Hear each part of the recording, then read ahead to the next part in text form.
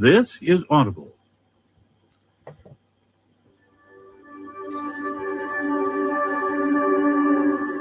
The Time Machine, The Island of Dr. Moreau, and The Invisible Man, Unabridged, 3 H.G. Wells classics. Written by H.G. Wells. Narrated by Kevin Tice. Book number 1, The Time Machine.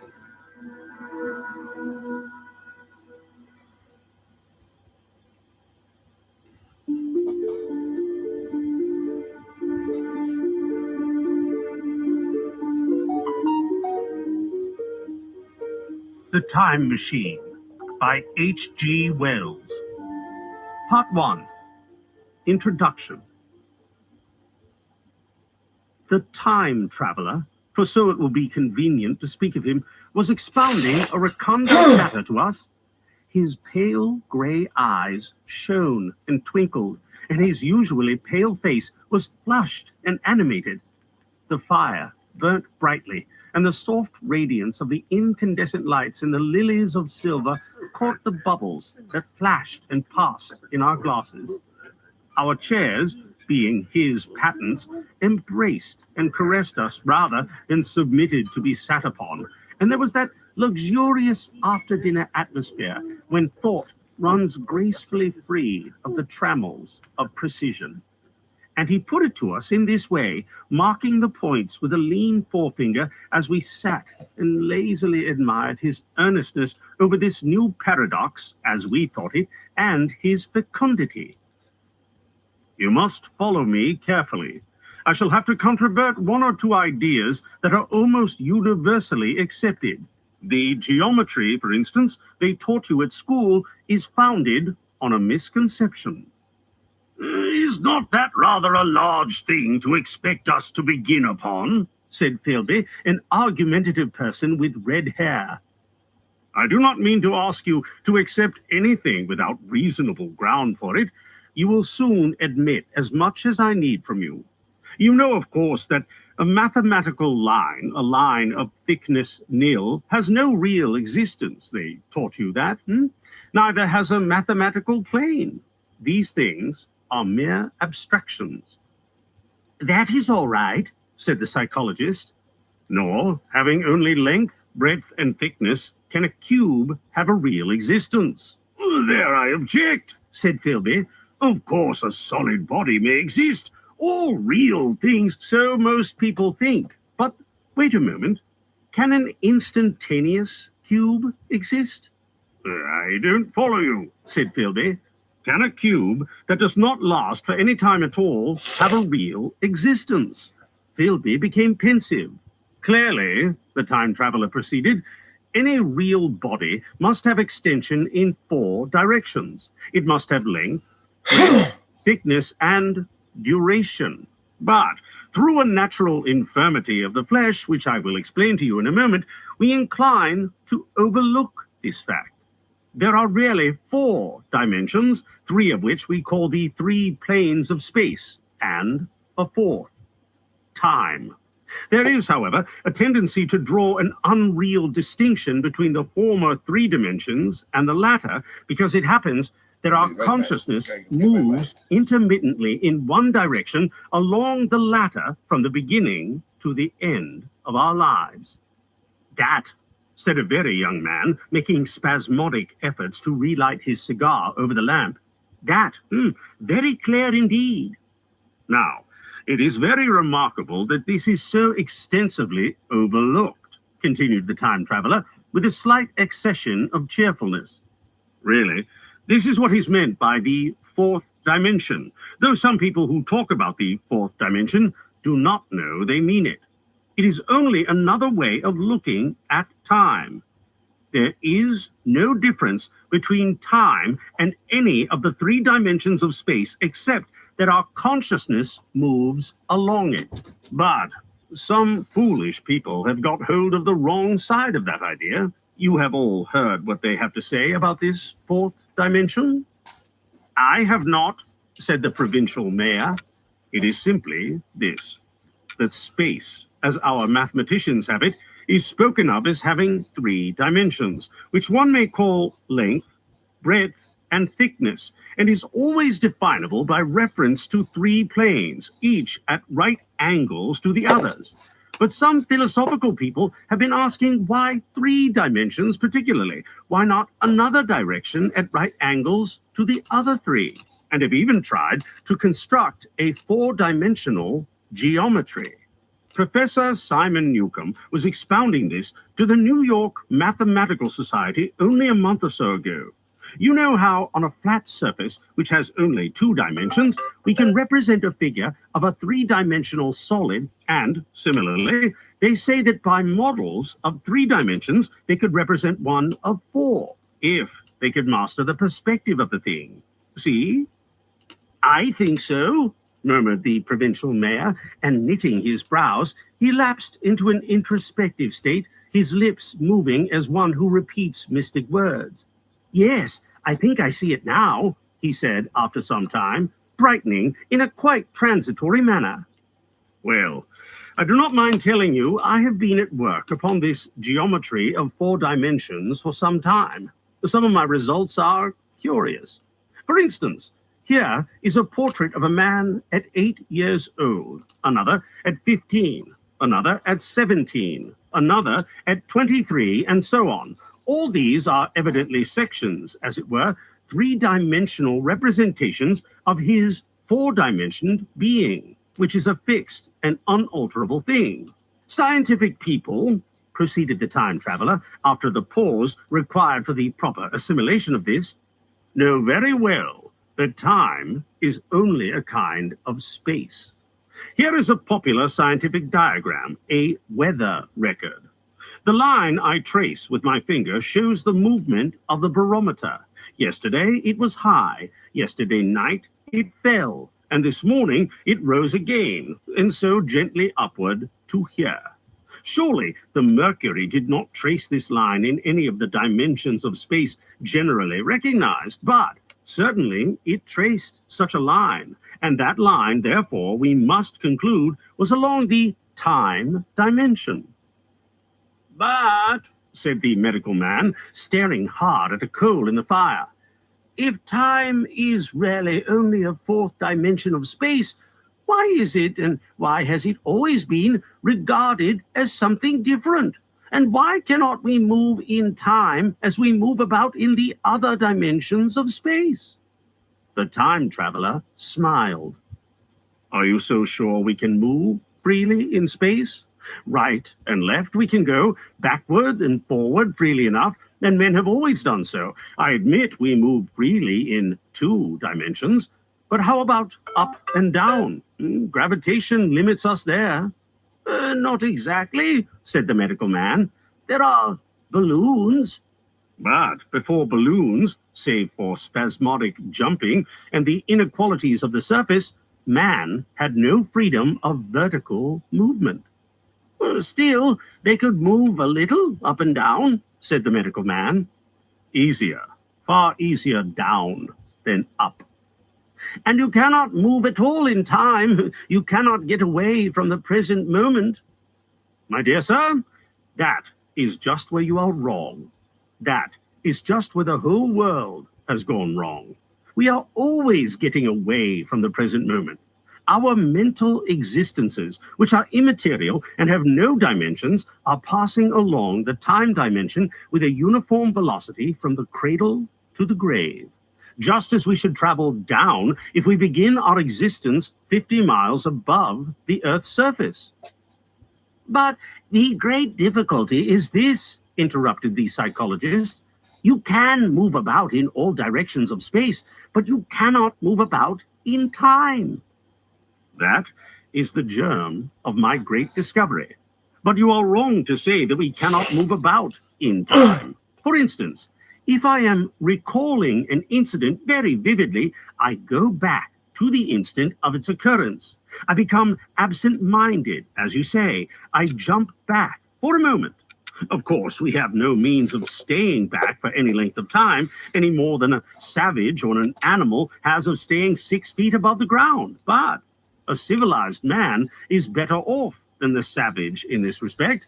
He can go up against gravitation in a balloon. And why should he not hope that ultimately he may be able to stop or accelerate his drift along the time dimension, or even turn about and travel the other way? "Oh, this," began Philby, "is all—" "Why not?" said the time traveler. "Well, it's against reason," said Philby. "What reason?" said the time traveler. "You can show black is white by argument," said Philby, "but you will never convince me." "Possibly not," said the time traveler. "But now you begin to see the object of my investigations into the geometry of 4 dimensions. Long ago, I had a vague inkling of a machine—" "To travel through time," exclaimed the very young man, "that shall travel indifferently in any direction of space and time as the driver determines." Philby contented himself with laughter. "But I have experimental verification," said the time traveler. "It would be remarkably convenient for the historian," the psychologist suggested. "One might travel back and verify the accepted account of the Battle of Hastings, for instance." "Don't you think you would attract attention?" said the medical man.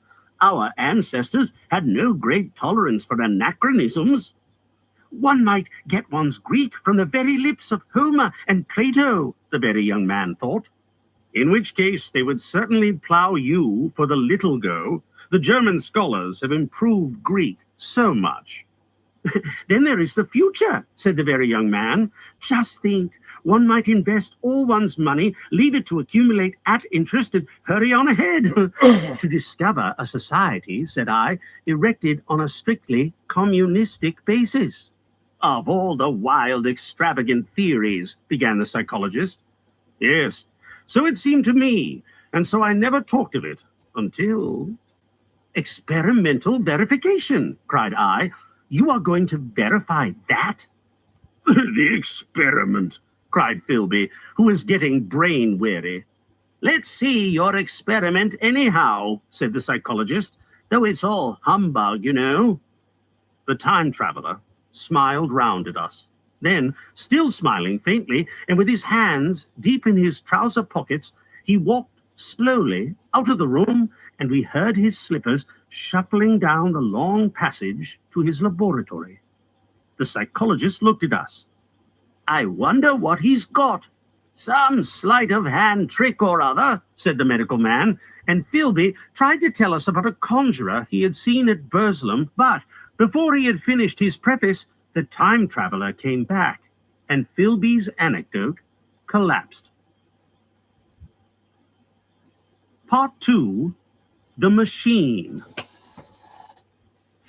The thing the time traveler held in his hand was a glittering metallic framework, scarcely larger than a small clock, and very delicately made.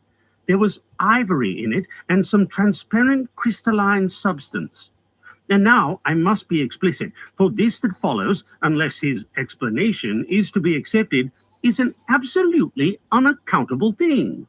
He took one of the small octagonal tables that was scattered about the room and set it in front of the fire, with 2 legs on the hearthrug.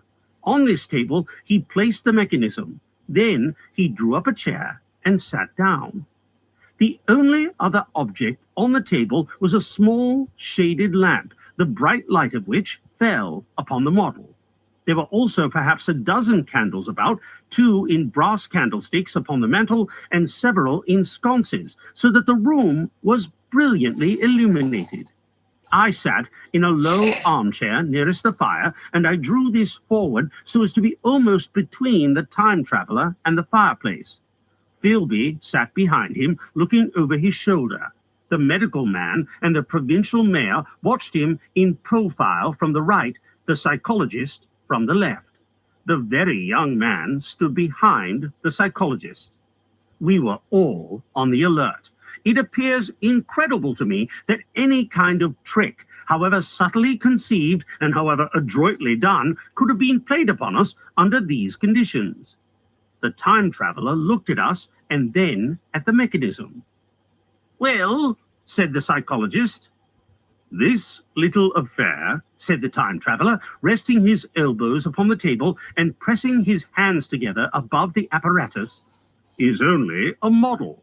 It is my plan for a machine to travel through time. You will notice that it looks singularly askew, and that there is an odd twinkling appearance about this bar, as though it was, in some way, unreal. He pointed to the part with his finger. Also, here is one little white lever, and here is another. The medical man got up out of his chair and peered into the thing. It's beautifully made, he said. It took 2 years to make, retorted the time traveler. Then, when we had all imitated the action of the medical man, he said, Now, I want you clearly to understand that this lever being pressed over sends the machine gliding into the future, and this other reverses the motion. This saddle represents the seat of a time traveler. Presently, I am going to press the lever, and off the machine will go. It will vanish, pass into future time, and disappear. Have a good look at the thing, look at the table too, and satisfy yourselves there is no trickery. I don't want to waste this model and then be told I'm a quack. There was a minute's pause, perhaps. The psychologist seemed about to speak to me, but changed his mind. Then the time traveler put forth his finger toward the lever. No, he said suddenly, lend me your hand. And turning to the psychologist, he took that individual's hand in his own and told him to put out his forefinger, so that it was the psychologist himself who sent forth the model time machine on its interminable voyage. We all saw the lever turn. I am absolutely certain there was no trickery. There was a breath of wind, and the lamp flame jumped.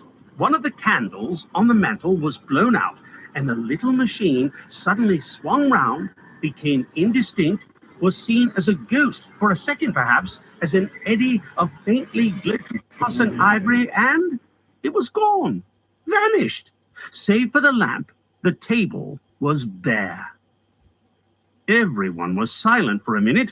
Then Philby said he was damned. The psychologist recovered from his stupor and suddenly looked under the table. At that, the time traveler laughed cheerfully. Well, he said, with a reminiscence of the psychologist. Then, getting up, he went to the tobacco jar on the mantel and, with his back to us, began to fill his pipe. We stared at each other. Look here, said the medical man. Are you earnest about this?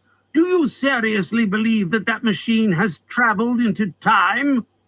Certainly, said the time traveler, stooping to light a spill at the fire. Then he turned, lighting his pipe, to look at the psychologist's face. The psychologist, to show that he was not unhinged, helped himself to a cigar and tried to light it uncut. What is more, I have a big machine nearly finished in there. He indicated the laboratory. And when that is put together, I mean to have a journey on my own account. You mean to say that that machine has traveled into the future? Said Philby. Into the future or the past?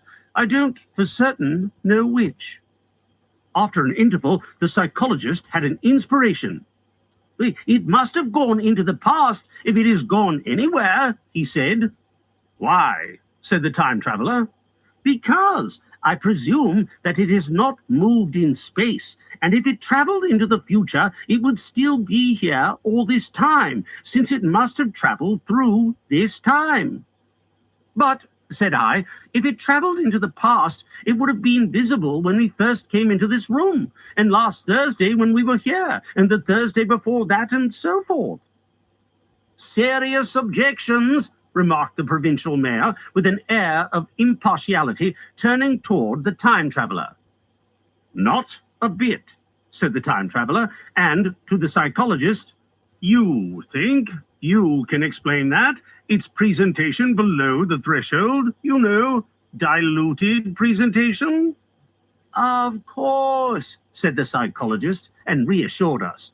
That's a simple point of psychology. Oh, I should have thought of it. It's plain enough. and helps the paradox delightfully. We cannot see it, nor can we appreciate this machine any more than we can the spoke of a wheel spinning or a bullet flying through the air. If it is traveling through time 50 times or 100 times faster than we are, if it gets through a minute while we get through a second, the impression it creates will, of course, be only 1/50th or 1/100th of what it would make if it were not traveling in time. That's plain enough. He passed his hand through the space in which the machine had been.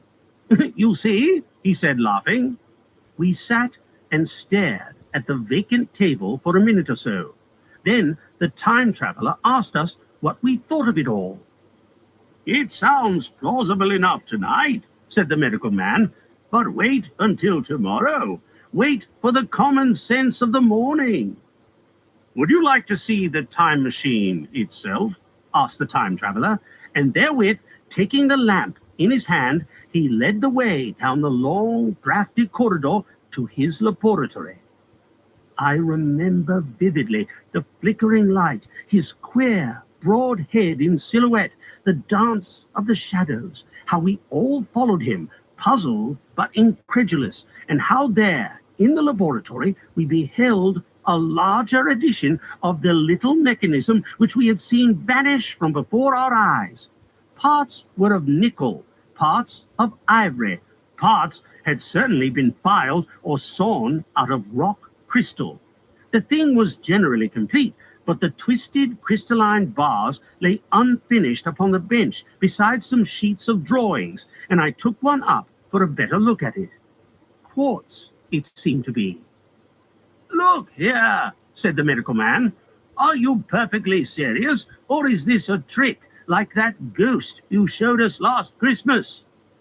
Upon that machine, said the time traveler, holding the lamp aloft, I intend to explore time. Is that plain? I was never more serious in my life. None of us quite knew how to take it. I caught Philby's eye over the shoulder of the medical man, and he winked at me solemnly. Part 3. The Time Traveler Returns. I think that at that time, none of us quite believed in the time machine. The fact is, the time traveler was one of those men who are too clever to be believed.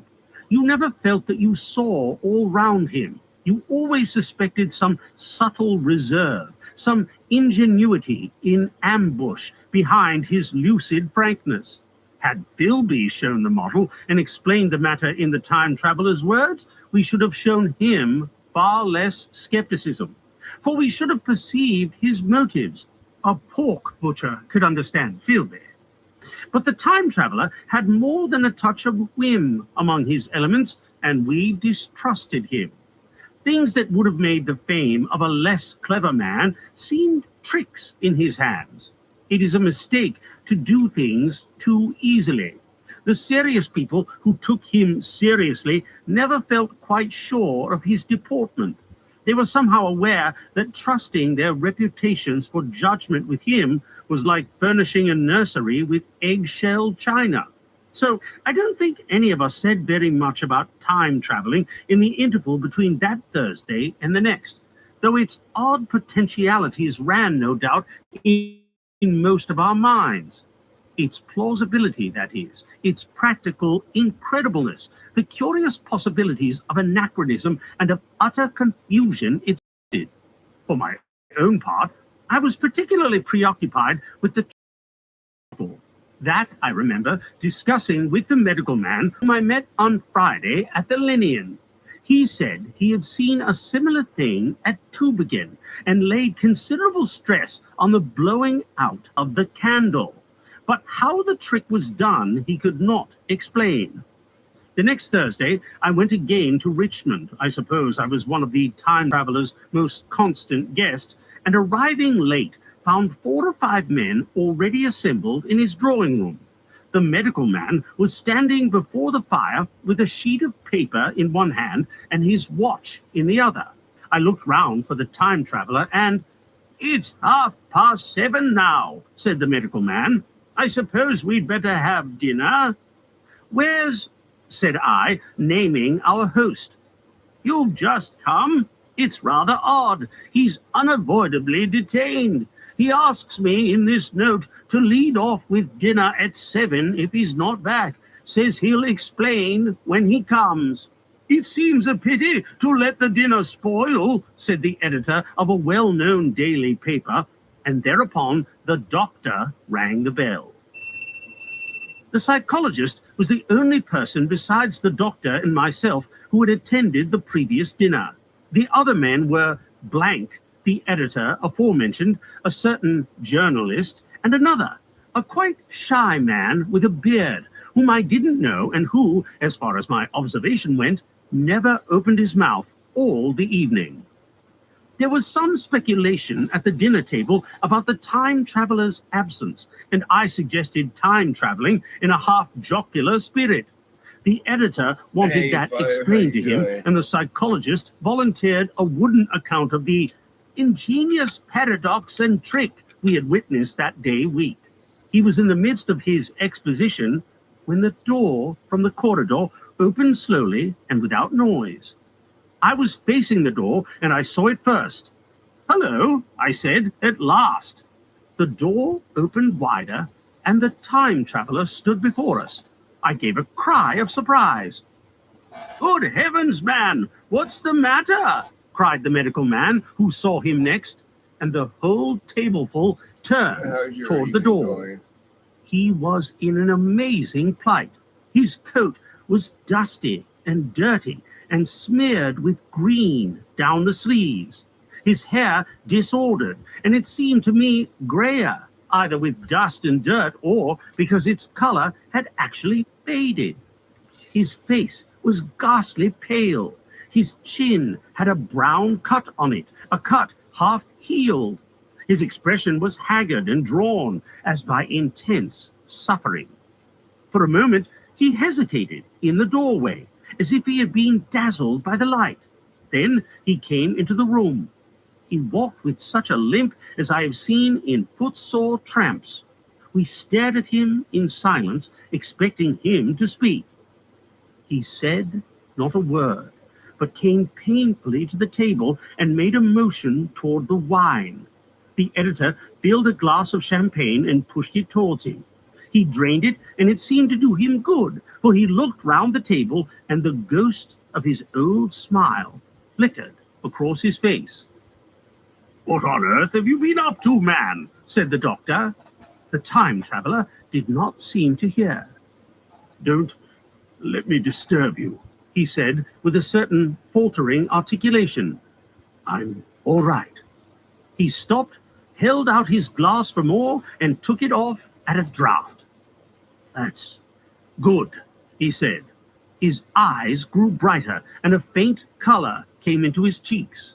His glance flickered over our faces with a certain dull approval, and then went round the warm and comfortable room.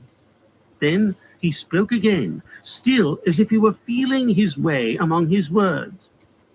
"I'm going to wash and dress, and then I'll come down and explain things. Save me some of that mutton. I'm starving for a bit of meat." He looked across at the editor, who was a rare visitor, and hoped he was all right. The editor began a question. "Tell you presently," said the time traveler. "I'm funny. Be all right in a minute." He put down his glass and wandered toward the staircase door. Again, I remarked his lameness and the soft padding sound of his footfall, and standing up in my place, I saw his feet as he went out. He had nothing on them but a pair of tattered, blood-stained socks. Then the door closed upon him. I had half a mind to follow, till I remembered how he detested any fuss about himself. For a minute, perhaps, my mind was wool-gathering. Then, "Remarkable behavior of an eminent scientist," I heard the editor say, thinking, after his wont, in headlines. And this brought my attention back to the bright dinner table. "What's the game?" said the journalist. Has he been doing the amateur cadger? I don't follow. I met the eye of the psychologist and read my own interpretation in his face. I thought of the time traveler limping painfully upstairs. I don't think anyone else had noticed his lameness. The first to recover completely from this surprise was the medical man who rang the bell. The time traveler hated to have servants waiting at dinner for a hot plate. At that, the editor turned to his knife and fork with a grunt, and the silent man followed suit. The dinner was resumed. Conversation was exclamatory for a little while, with gaps of wonderment, and then the editor got fervent in his curiosity. Does our friend eke out his modest income with a crossing, or has he his Nebuchadnezzar phases? He inquired. I feel assured it's this business of the time machine, I said, and took up the psychologist's account of our previous meeting. The new guests were frankly incredulous. The editor raised objections. What was this time traveling? A man couldn't cover himself with dust by rolling in a paradox, could he? And then, as the idea came home to him, he resorted to caricature. Hadn't they any clothes brushes in the future? The journalist, too, would not believe at any price and joined the editor in the easy work of heaping ridicule on the whole thing. They were both the new kind of journalist, very joyous, irreverent young men. Our special correspondent in the Day After Tomorrow reports, the journalist was saying, or rather shouting, when the time traveler came back. He was dressed in ordinary evening clothes, and nothing save his haggard look remained of the change that had startled me. I say, said the editor hilariously, these chaps here say you've been traveling into the middle of next week. Tell us all about little Rosebery, will you? What will you take for the lot? The time traveler came to the place reserved for him without a word. He smiled quietly in his old way. Where's my mutton? He said. What a treat it is to stick a fork into meat again. Story! Cried the editor. Story be damned, said the time traveler. I want something to eat. I won't say a word until I get some peptone into my arteries. Thanks. And the salt. One word, said I. Have you been time traveling? Said the time traveler, with his mouth full, nodding his head. I'd give a shilling a line for a verbatim note, said the editor. The time traveler pushed his glass toward the silent man and rang it with his fingernail, at which the silent man, who had been staring at his face, started convulsively and poured him wine. The rest of the dinner was uncomfortable.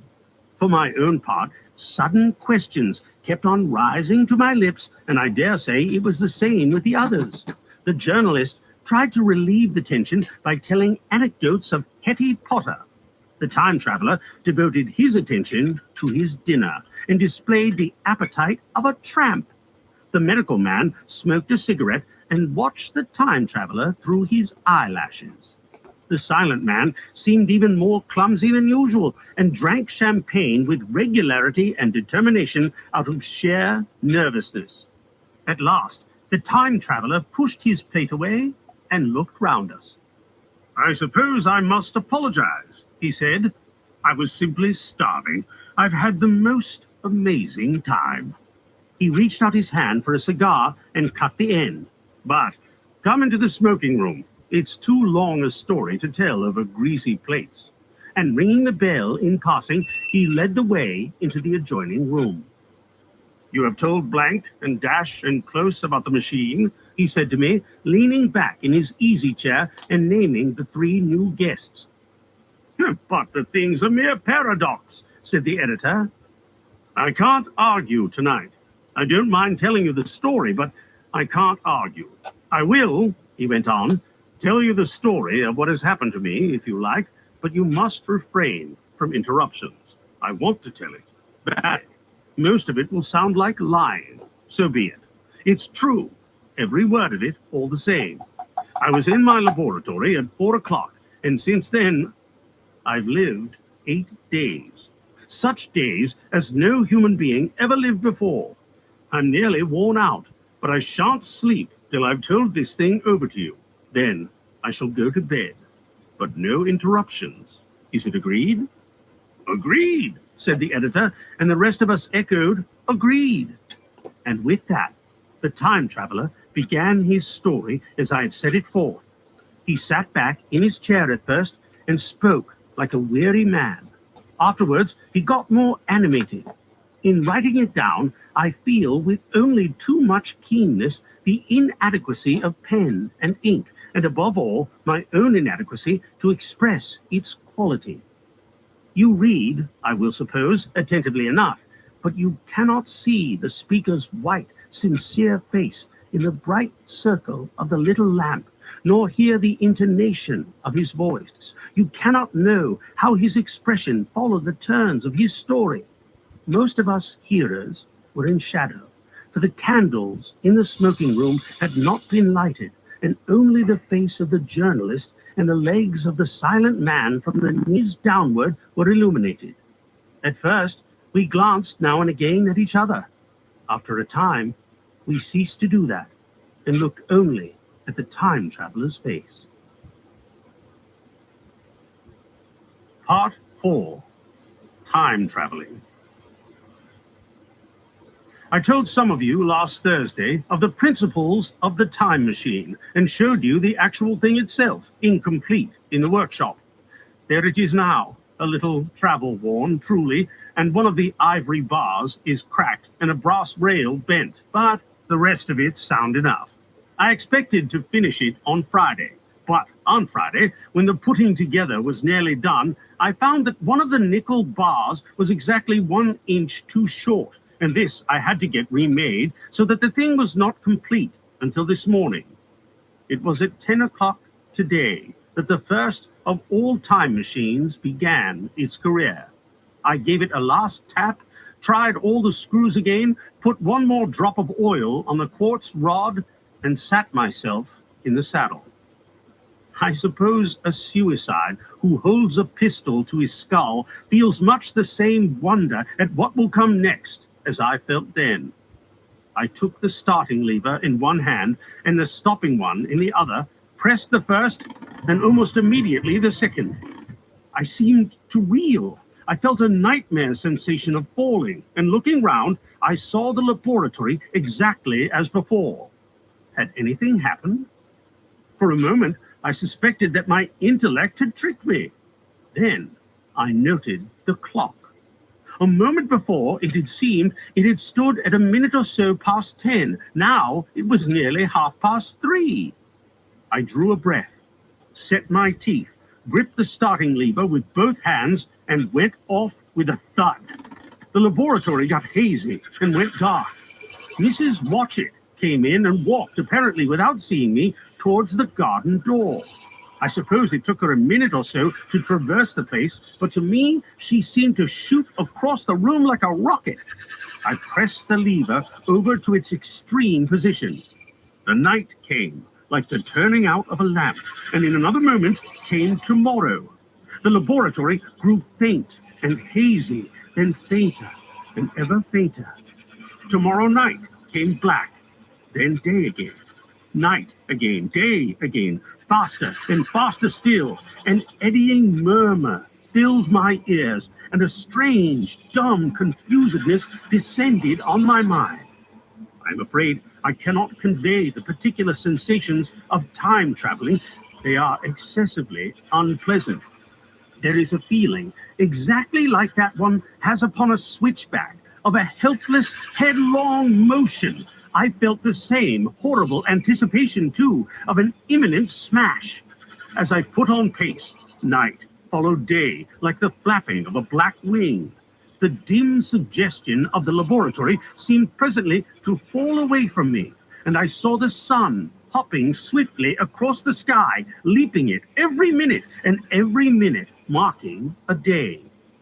I suppose the laboratory had been destroyed, and I had come into the open air. I had a dim impression of scaffolding, but I was already going too fast to be conscious of any moving things. The slowest snail that ever crawled dashed by too fast for me. The twinkling succession of darkness and light was excessively painful to the eye. Then, in the intermittent darkness, I saw the moon spinning swiftly through her quarters from new to old, and had a faint glimpse of the circling stars.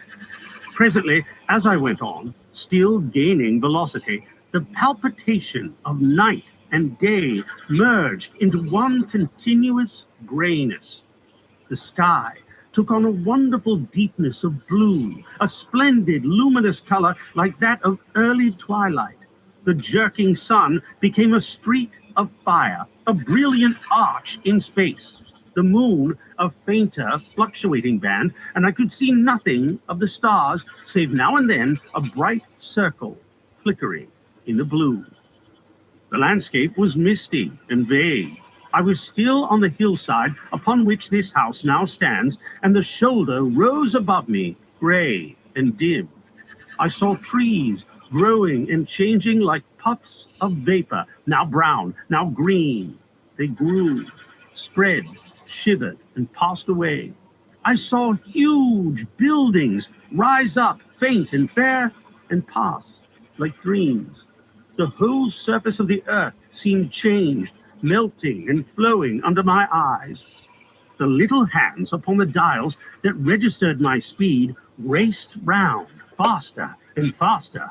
Presently, I noted that the sun belt swayed up and down from solstice to solstice in a minute or less, and that consequently my pace was over a year a minute, and minute by minute the white snow flashed across the world and vanished, and was followed by the bright, brief green of spring. The unpleasant sensations of the start were less poignant now. They merged at last into a kind of hysterical exhilaration. I remarked, indeed, a clumsy swaying of the machine for which I was unable to account, but my mind was too confused to attend to it. So with a kind of madness growing upon me, I flung myself into futurity.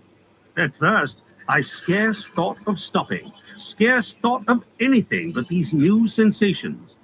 But presently, a fresh series of impressions grew up in my mind, a certain curiosity, and therewith a certain dread, until at last they took complete possession of me. What strange developments of humanity, what wonderful advances upon our rudimentary civilization, I thought, might not appear when I came to look nearly into the dim, elusive world that raced and fluctuated before my eyes. I saw great and splendid architecture rising about me, more massive than any buildings of our own time, and yet, as it seemed, built of glimmer and mist. I saw a richer green flow up the hillside and remain there without any wintry intermission. Even through the veil of my confusion, the earth seemed very fair, and so my mind came round to the business of stopping. The peculiar risk lay in the possibility of my finding some substance in the space which I, or the machine, occupied. So long as I traveled at a high velocity through time, this scarcely mattered. I was, so to speak, attenuated, was slipping like vapor through the interstices of intervening substances. But to come to a stop involved the jamming of myself, molecule by molecule, into whatever lay in my way, meant bringing my atoms into such intimate contact with those of the obstacle that a profound chemical reaction, possibly a far-reaching explosion, would result, and blow myself and my apparatus out of all possible dimensions into the unknown. This possibility had occurred to me again and again while I was making the machine, but then I had cheerfully accepted it as an unavoidable risk, one of the risks a man has got to take. Now the risk was inevitable, I no longer saw it in the same cheerful light. The fact is that, insensibly, the absolute strangeness of everything, the sickly jarring and swaying of the machine, above all, the feeling of prolonged falling, had absolutely upset my nerves. I told myself that I could never stop, and with a gust of petulance, I resolved to stop forthwith. Like an impatient fool, I lugged over the lever, and incontinently the thing went reeling over, and I was flung headlong through the air. There was the sound of a clap of thunder in my ears. I may have been stunned for a moment. A pitiless hail was hissing round me, and I was sitting on soft turf in front of the overset machine. Everything still seemed grey, but presently I remarked that the confusion in my ears was gone. I looked round me. I was on what seemed to be a little lawn in a garden, surrounded by rhododendron bushes, and I noticed that their mauve and purple blossoms were dropping in a shower under the beating of the hailstones. The rebounding, dancing hail hung in a little cloud over the machine and drove along the ground like smoke. In a moment, I was wet to the skin. "Fine hospitality," said I, to a man who has traveled innumerable years to see you. Presently, I thought what a fool I was to get wet. I stood up and looked round me. A colossal figure, carved apparently in some white stone, loomed indistinctly beyond the rhododendrons through the hazy downpour. But all else of the world was invisible. My sensations would be hard to describe. As the columns of hail grew thinner, I saw the white figure more distinctly. It was very large, for a silver birch tree touched its shoulder. It was of white marble, in shape something like a winged sphinx, but the wings, instead of being carried vertically at the sides, were spread so that it seemed to hover. The pedestal, it appeared to me, was of bronze and was thick with verdigris. It chanced that the face was towards me. The sightless eyes seemed to watch me. There was the faint shadow of a smile on the lips. It was greatly weather-worn, and that imparted an unpleasant suggestion of disease. I stood looking at it for a little space, half a minute perhaps, or half an hour. It seemed to advance and to recede as the hail drove before it denser or thinner. At last, I tore my eyes from it for a moment and saw that the hail curtain had worn threadbare and that the sky was lightening with the promise of the sun. I looked up again at the crouching white shape, and the full temerity of my voyage came suddenly upon me. What might appear when that hazy curtain was altogether withdrawn? What might not have happened to men? What if cruelty had grown into a common passion? What if, in this interval, the race had lost its manliness and had developed into something inhuman, unsympathetic, and overwhelmingly powerful? I might seem some old-world savage animal, only the more dreadful and disgusting for our common likeness, a foul creature to be incontinently slain. Already I saw other vast shapes, huge buildings with intricate parapets and tall columns, with a wooded hillside dimly creeping in upon me through the lessening storm. I was seized with a panic fear. I turned frantically to the time machine and strove hard to readjust it. As I did so, the shafts from the sun smote through the thunderstorm. The gray downpour was swept aside and vanished like the trailing garments of a ghost. Above me, in the intense blue of the summer sky, some faint brown shreds of cloud whirled into nothingness. The great buildings about me stood out clear and distinct, shining with the wet of the thunderstorm and picked out in white by the unmelted hailstones piled along their courses. I felt naked in a strange world. I felt as perhaps a bird may feel in the clean air, knowing the hawk wings above and will swoop. My fear grew to a frenzy. I took a breathing space, set my teeth, and again grappled fiercely, wrist and knee with the machine. It gave under my desperate onset and turned over. It struck my chin violently. One hand on the saddle, the other on the lever, I stood panting heavily, in attitude to mount again. But with this recovery of a prompt retreat, my courage recovered. I looked more curiously and less fearfully at this world of the remote future. In a circular opening high up in the wall of the nearest house, I saw a group of figures clad in rich, soft robes. They had seen me, and their faces were directed towards me. Then I heard voices approaching me, coming through the bushes by the white sphinx with the heads and shoulders of men running. One of these emerged in a pathway leading straight to the little lawn upon which I stood with my machine. He was a slight creature, perhaps 4 feet high, clad in a purple tunic, girdled at the waist with a leather belt. Sandals or buskins, I could not clearly distinguish which, were on his feet. His legs were bare to the knees, and his head was bare. Noticing that, I noticed for the first time how warm the air was. He struck me as being a very beautiful and graceful creature, but indescribably frail.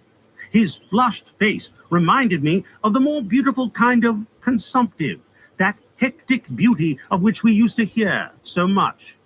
At the sight of him, I suddenly regained confidence. I took my hands from the machine. Part 5. In the Golden Age.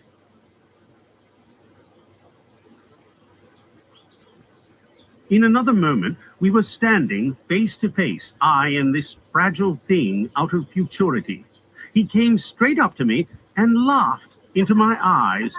The absence from his bearing of any sign of fear struck me at once. Then he turned to the 2 others who were following him and spoke to them in a strange and very sweet and liquid tongue. There were others coming, and presently a little group of perhaps 8 or 10 of these exquisite creatures were about me.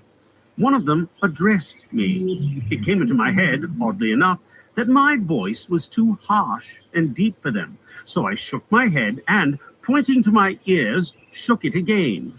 He came a step forward, hesitated, and then touched my hand. Then I felt other, soft, little tentacles upon my back and shoulders. They wanted to make sure I was real. There was nothing in this at all alarming. Indeed, there was something in these pretty little people that inspired confidence, a graceful gentleness, a certain childlike ease. And besides, they looked so frail that I could fancy myself flinging the whole dozen of them about like 9-pins. But I made a sudden motion to warn them when I saw their little pink hands feeling at the time machine. Happily then, when it was not too late, I thought of a danger I had hitherto forgotten, and reaching over the bars of the machine, I unscrewed the little levers that would set it in motion and put these in my pocket. Then I turned again to see what I could do in the way of communication. And then, looking more nearly into their features, I saw some further peculiarities in their Dresden china type of prettiness. Their hair, which was uniformly curly, came to a sharp end at the neck and cheek. There was not the faintest suggestion of it on the face, and their ears were singularly minute. The mouths were small, with bright red, rather thin lips, and the little chins ran to a point.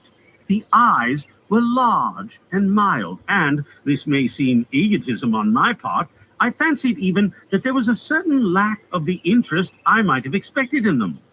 As they made no effort to communicate with me, but simply stood round me, smiling and speaking in soft, cooing notes to each other, I began the conversation.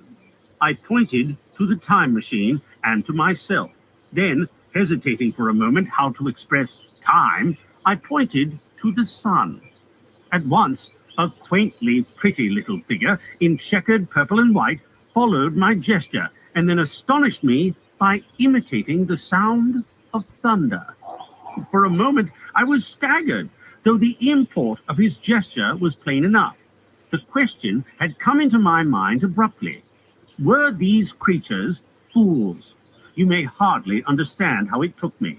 You see, I had always anticipated that the people of the year 800 and 2000 odd would be incredibly in front of us in knowledge, art, everything.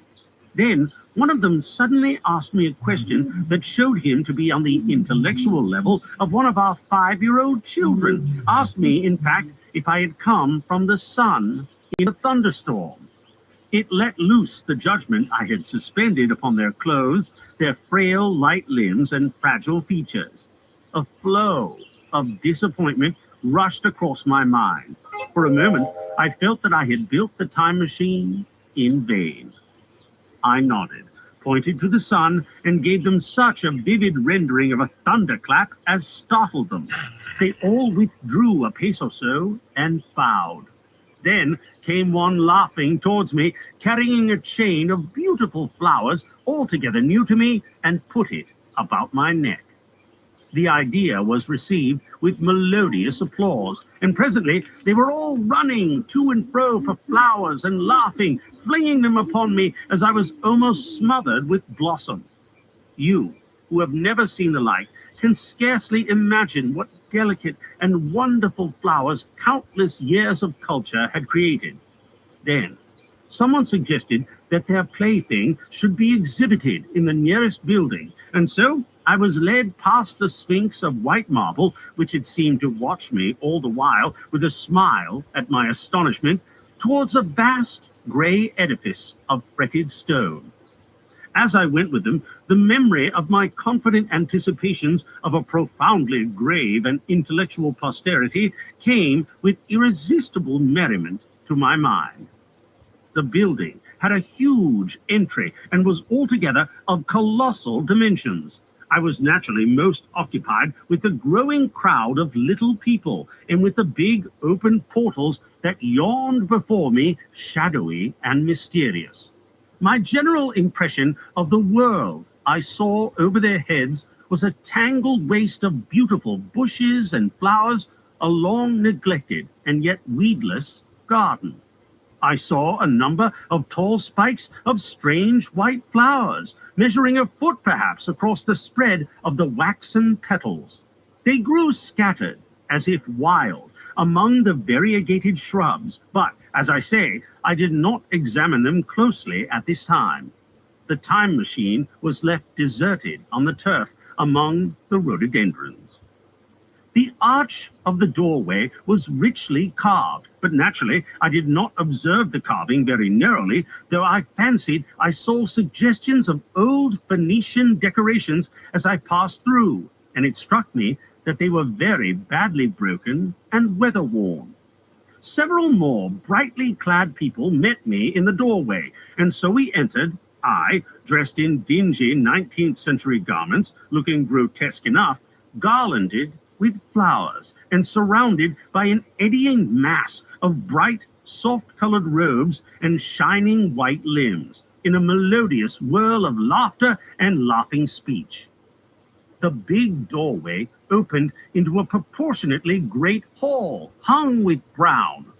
The roof was in shadow, and the windows, partially glazed with colored glass and partially unglazed, admitted a tempered light. The floor was made up of huge blocks of some very hard white metal, not plates nor slabs, blocks, and it was so much worn, as I judged by the going to and fro of past generations, as to be deeply channeled along the more frequented ways. Transverse to the length were innumerable tables made of slabs of polished stone, raised perhaps a foot from the floor, and upon these were heaps of fruits. Some I recognized as a kind of hypertrophied raspberry and orange, but for the most part they were strange. Between the tables was scattered a great number of cushions. Upon these my conductors seated themselves, signing for me to do likewise. With a pretty absence of ceremony, they began to eat the fruit with their hands, flinging peel and stalks and so forth into the round openings in the sides of the tables. I was not loath to follow their example, for I felt thirsty and hungry. As I did so, I surveyed the hall at my leisure. And perhaps the thing that struck me most was its dilapidated look. The stained glass windows, which displayed only a geometrical pattern, were broken in many places, and the curtains that hung across the lower end were thick with dust. And it caught my eye that the corner of the marble table near me was fractured. Nevertheless, the general effect was extremely rich and picturesque. There were perhaps a couple of 100 people dining in the hall, and most of them, seated as near to me as they could come, were watching me with interest, their little eyes shining over the fruit they were eating. All were clad in the same soft and yet strong, silky material.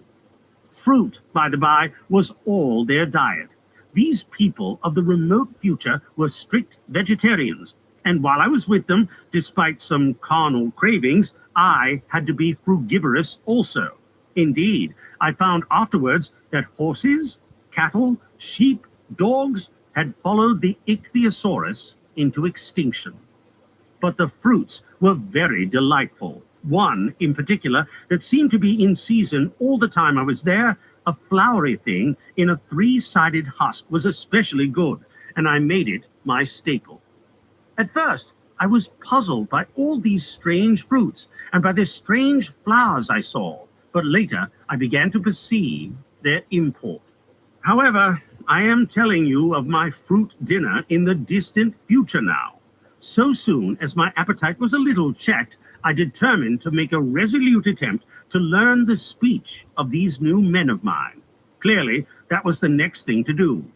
The fruits seemed to be a convenient thing to begin upon, and holding one of these up, I began a series of interrogative sounds and gestures. I had some considerable difficulty in conveying my meaning.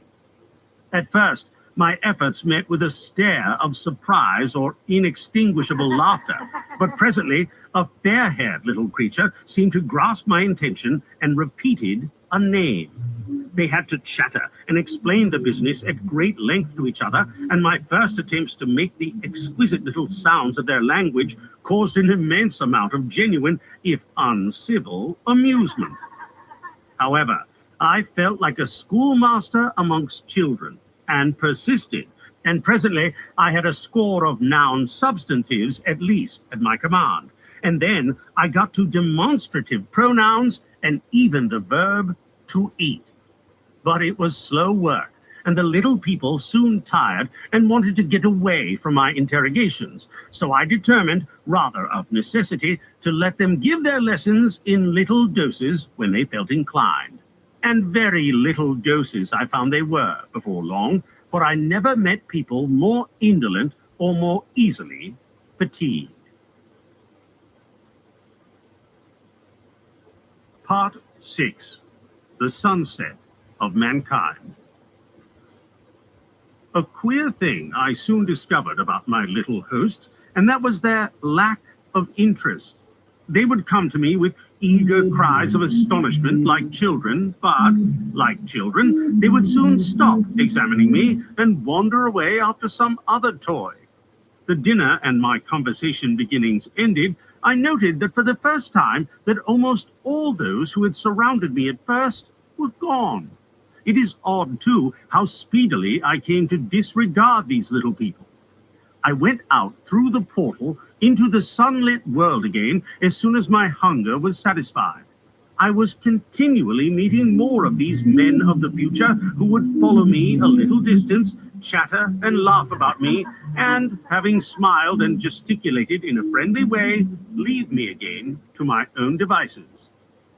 The calm of the evening was upon the world as I emerged from the great hall, and the scene was lit by the warm glow of the setting sun. At first, things were very confusing. Everything was so entirely different from the world I had known, even the flowers. The big building I had left was situated on the slope of a broad river valley, but the Thames had shifted perhaps a mile from its present position. I resolved to mount the summit of a crest, perhaps a mile and a half away, from which I could get a wider view of this, our planet, in the year 802,701 AD. For that, I should explain, was the date the little dials of my machine recorded. As I walked, I was watching for every impression that could possibly help to explain the condition of ruinous splendor in which I found the world, for ruinous it was. A little way up the hill, for instance, was a great heap of granite, bound together by masses of aluminium, a vast labyrinth of precipitous walls and crumpled heaps, amidst which were thick heaps of very beautiful pagoda-like plants, nettles possibly, but wonderfully tinted with brown about the leaves and incapable of stinging. It was evidently the derelict remains of some vast structure. To what end built, I could not determine. It was here that I was destined at a later date to have a very strange experience, the first intimation of a still stranger discovery, but of that I will speak in its proper place. Looking round with a sudden thought from a terrace on which I rested for a while, I realized there were no small houses to be seen. Apparently, the single house, and possibly even the household, had vanished. Here and there, among the greenery, were palace-like buildings, but the house and the cottage, which form such characteristic features of our own English landscape, had disappeared. Communism, said I to myself. And on the heels of that came another thought. I looked at the half-dozen little figures that were following me. Then, in a flash, I perceived that all had the same form of costume, the same soft, hairless visage, and the same girlish rotundity of limb. It may seem strange, perhaps, that I had not noticed this before, but everything was so strange. Now I saw the fact plainly enough. In costume and in all the differences of texture and bearing that now mark off the sexes from each other, these people of the future were alike, and the children seemed to my eyes to be but the miniatures of their parents. I judged then that the children of that time were extremely precocious, physically at least, and I found afterwards abundant verification of my opinion. Seeing the ease and security in which these people were living, I felt that this close resemblance of the sexes was after all what one would expect. For the strength of a man and the softness of a woman, the institution of the family and the differentiation of occupations are mere militant necessities of an age of physical force. Where population is balanced and abundant, much childbearing becomes an evil rather than a blessing to the state. Where violence comes but rarely and offspring are secure, there is less necessity. Indeed, there is no necessity for an efficient family, and the specialization of the sexes with reference to their children's needs disappears. We see some beginnings of this even in our own time, and in this future age it was complete. This, I must remind you, was my speculation at the time. Later, I was to appreciate how far it fell short of the reality. While I was musing upon these things, my attention was attracted by a pretty little structure, like a well under a cupola. I thought, in a transitory way, of the oddness of wells still existing, and then resumed the thread of my speculations. There were no large buildings toward the top of the hill, and as my walking powers were evidently miraculous, I was presently left alone for the first time. With a strange sense of freedom and adventure, I pushed on up to the crest. There, I found a seat of some yellow metal that I did not recognize, corroded in places with a kind of pinkish rust and half smothered in soft moss. The armrests cast and filed into the resemblance of griffins' heads. I sat down on it, and I surveyed the broad view of our old world under the sunset of that long day. It was as sweet and fair a view as I have ever seen. The sun had already gone below the horizon, and the west was flaming gold, touched with some horizontal bars of purple and crimson. Below was the valley of the Thames, in which the river lay like a band of burnished steel. I have already spoken of the great palaces dotted about among the variegated greenery, some in ruins and some still occupied. Here and there rose a white or silvery figure in the waste garden of the earth. Here and there came the sharp vertical line of some cupola or obelisk. There were no hedges, no signs of proprietary rights, no evidences of agriculture. The whole earth had become a garden. So watching, I began to put my interpretation upon things I had seen, and as it shaped itself to me that evening, my interpretation was something in this way. Afterwards, I found I had got only a half-truth, or only a glimpse of one facet of the truth.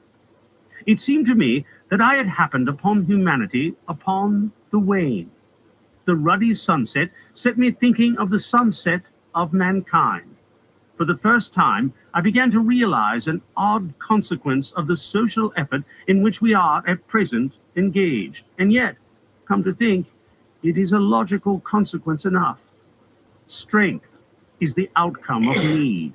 Security sets a premium on feebleness. The work of ameliorating the conditions of life, the true civilizing process that makes life more and more secure, had gone steadily on to a climax. One triumph of a united humanity over nature had followed another. Things that are now mere dreams had become projects deliberately put in hand and carried forward, and the harvest was what I saw. After all, the sanitation and the agriculture of today are still in the rudimentary stage. The science of our time has attacked but a little department of the field of human disease, but even so, it spreads its operations very steadily and persistently. Our agriculture and horticulture destroy a weed just here and there and cultivate perhaps a score or so of wholesome plants, leaving the greater number to fight out a balance as they can. We improve our favorite plants and animals, and how few they are, gradually by selective breeding. Now a new and better peach, now a seedless grape, now a sweeter and larger flower, now a more convenient breed of cattle. We improve them gradually because our ideas are vague and tentative, and our knowledge is very limited, because nature, too, is shy and slow in our clumsy hands. Someday, all this will be better organized, and still better. That is the drift of the current in spite of the eddies. The whole world will be intelligent, educated, and cooperating. Things will move faster and faster towards the subjugation of nature. In the end, wisely and carefully, we shall readjust the balance of animal and vegetable life to suit our human needs. This adjustment, I say, must have been done, and done well, done indeed for all time, in the space of time across which my machine had leapt. The air was free from gnats, the earth from weeds or fungi. Everywhere were fruits and sweet and delightful flowers. Brilliant butterflies flew hither and thither. The idea of preventive medicine was attained. Diseases had been stamped out. I saw no evidence of any contagious diseases during all my stay. And I shall have to tell you later that even the processes of putrefaction and decay had been profoundly affected by these changes. Social triumphs, too, had been effected. I saw mankind housed in splendid shelters, gloriously clothed, and as yet I had found them engaged in no toil. There were no signs of struggle, neither social nor economical struggle. The shop, the advertisement, traffic, all that commerce which constitutes the body of our world was gone. It was natural on that golden evening that I should jump at the idea of a social paradise. The difficulty of increasing population had been met, I guessed, and population had ceased to increase. But with this change in condition comes inevitably adaptations to the change. What unless biological science is a mass of errors, is the cause of human intelligence and vigor, hardship and freedom, conditions under which the active, strong, and subtle survive and the weaker go to the wall, conditions that put a premium upon the loyal alliance of capable men, upon self-restraint, patience, and decision, and the institution of the family and the emotions that arise therein, the fierce jealousy, the tenderness for offspring, parental self-devotion, all found their justification and support in the imminent dangers of the young. Now, where are these imminent dangers? There is a sentiment arising, and it will grow, against connubial jealousy, against fierce maternity, against passion of all sorts, unnecessary things now, and things that make us uncomfortable, savage survivals, discords in a refined and pleasant life. I thought of the physical slightness of the people, their lack of intelligence, and those big, abundant ruins, and it strengthened my belief in a perfect conquest of nature. For after the battle comes quiet. Humanity had been strong, energetic, and intelligent, and had used all its abundant vitality to alter the conditions under which it lived. And now came the reaction of the altered conditions. Under the new conditions of perfect comfort and security, that restless energy that with us is strength would become weakness. Even in our own time, certain tendencies and desires, once necessary to survival, are a constant source of failure. Physical courage and the love of battle, for instance, are no great help, may even be hindrances to a civilized man. And in a state of physical balance and security, power, intellectual as well as physical, would be out of place. For countless years, I judged there had been no danger of war or solitary violence, no danger from wild beasts, no wasting disease to require strength of constitution, no need of toil. For such a life, what we should call the weak are as well equipped as the strong, are indeed no longer weak. Better equipped indeed they are, for the strong would be fretted by an energy for which there was no outlet. No doubt, the exquisite beauty of the buildings I saw was the outcome of the last surgings of the now purposeless energy of mankind before it settled down into perfect harmony with the conditions under which it lived. The flourish of that triumph which began the last great peace. This has ever been the fate of energy in security. It takes to art and to eroticism, and then comes languor and decay. Even this artistic impetus would at last die away, had almost died in the time I saw. To adorn themselves with flowers, to dance, to sing in the sunlight, so much was left of the artistic spirit, and no more. Even that would fade in the end into a contented inactivity. We are kept keen on the grindstone of pain and necessity, and it seemed to me that here was that hateful grindstone broken at last. As I stood there in the gathering dark, I thought that in this simple explanation I had mastered the problem of the world, mastered the whole secret of these delicious people. Possibly the checks they had devised for the increase of population had succeeded too well, and their numbers had rather diminished than kept stationary. That would account for the abandoned ruins. Very simple was my explanation, and plausible enough, as most wrong theories are. Part 7. A Sudden Shock. As I stood there musing over this too perfect triumph of man, the full moon, yellow and gibbous, came out of an overflow of silver light in the northeast. The bright little figures ceased to move about below. A noiseless owl flitted by, and I shivered with the chill of the night. I determined to descend and find where I could sleep. I looked for the building I knew.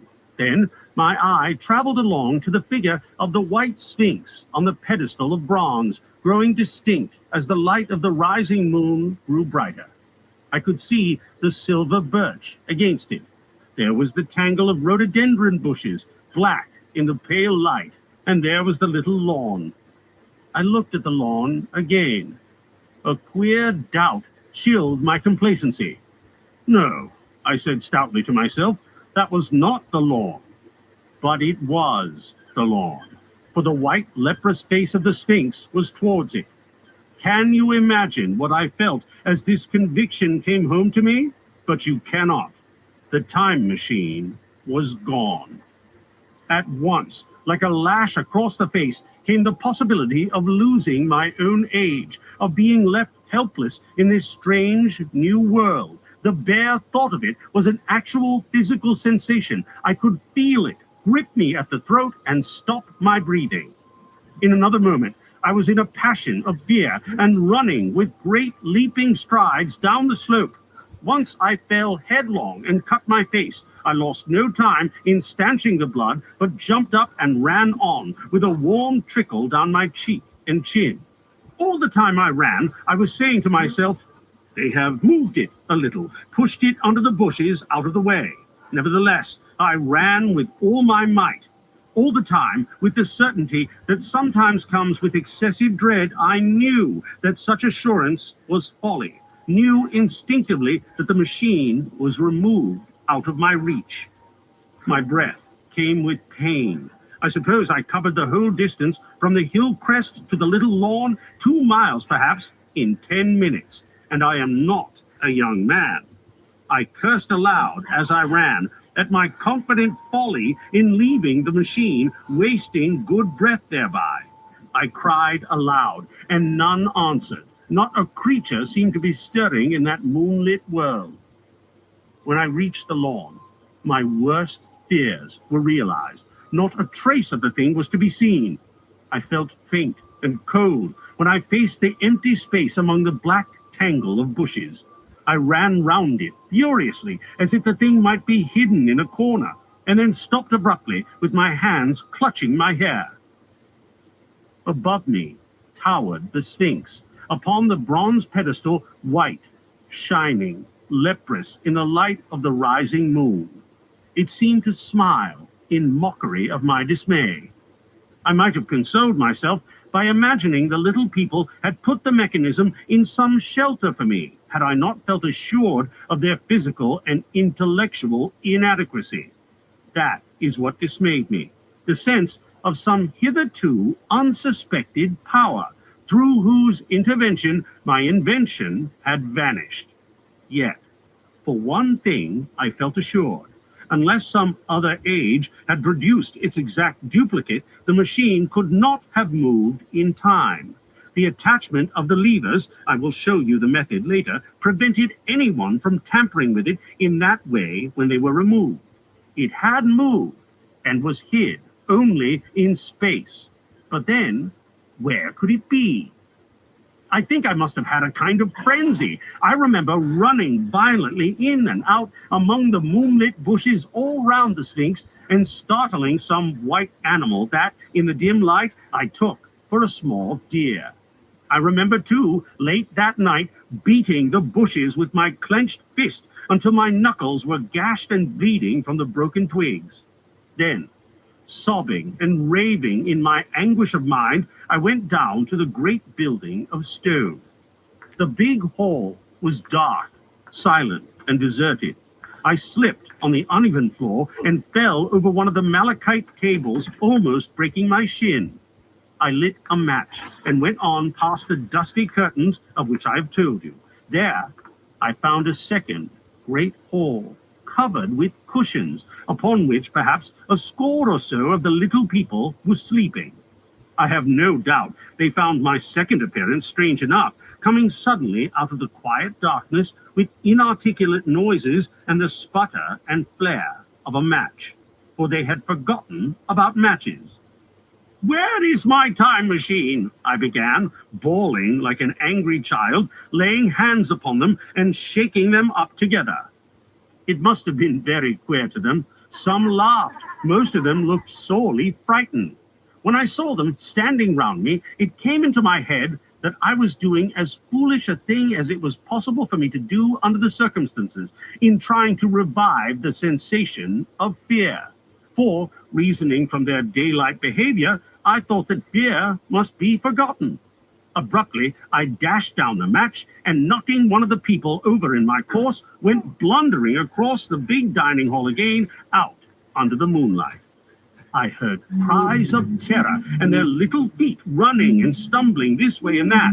I do not remember all I did as the moon crept up the sky. I suppose it was the unexpected nature of my loss that maddened me. I felt hopelessly cut off from my own kind, a strange animal in an unknown world. I must have raved to and fro, screaming and crying upon God and fate. I have a memory of horrible fatigue as the long night of despair wore away, of looking in this impossible place and that, of groping among moonlit ruins and touching strange creatures in the black shadows.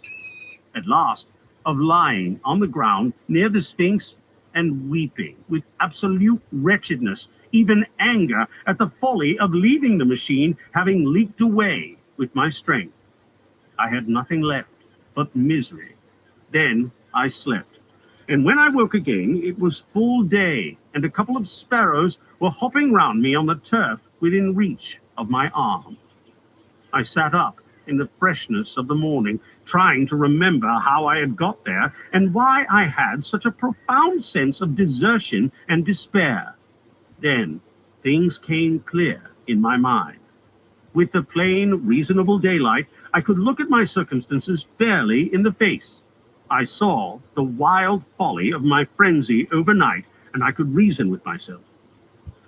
Suppose the worst, I said. Suppose the machine altogether lost, perhaps destroyed. It behooves me to be calm and patient, to learn the way of the people, to get a clear idea of the method of my loss and the means of getting materials and tools, so that in the end, perhaps, I may make another. That would be my only hope, a poor hope, perhaps, but better than despair. And after all, it was a beautiful and curious world. But probably the machine had only been taken away. Still, I must be calm and patient, find its hiding place, and recover it by force or cunning. And with that, I scrambled to my feet and looked about me, wondering where I could bathe. I felt weary, stiff, and travel-soiled. The freshness of the morning made me desire an equal freshness. I had exhausted my emotion. Indeed, as I went about my business, I found myself wondering at my intense excitement overnight. I made a careful examination of the ground about the little lawn. I wasted some time in futile questionings, conveyed, as well as I was able, to such of the little people as came by. They all failed to understand my gestures. Some were simply stolid. Some thought it was a jest and laughed at me. I had the hardest task in the world to keep my hands off their pretty laughing faces. It was a foolish impulse, but the devil begotten of fear and blind anger was ill-curbed and still eager to take advantage of my perplexity. The turf gave better counsel. I found a groove ripped in it, about midway between the pedestal of the Sphinx and the marks of my feet, where, on arrival, I had struggled with the overturned machine.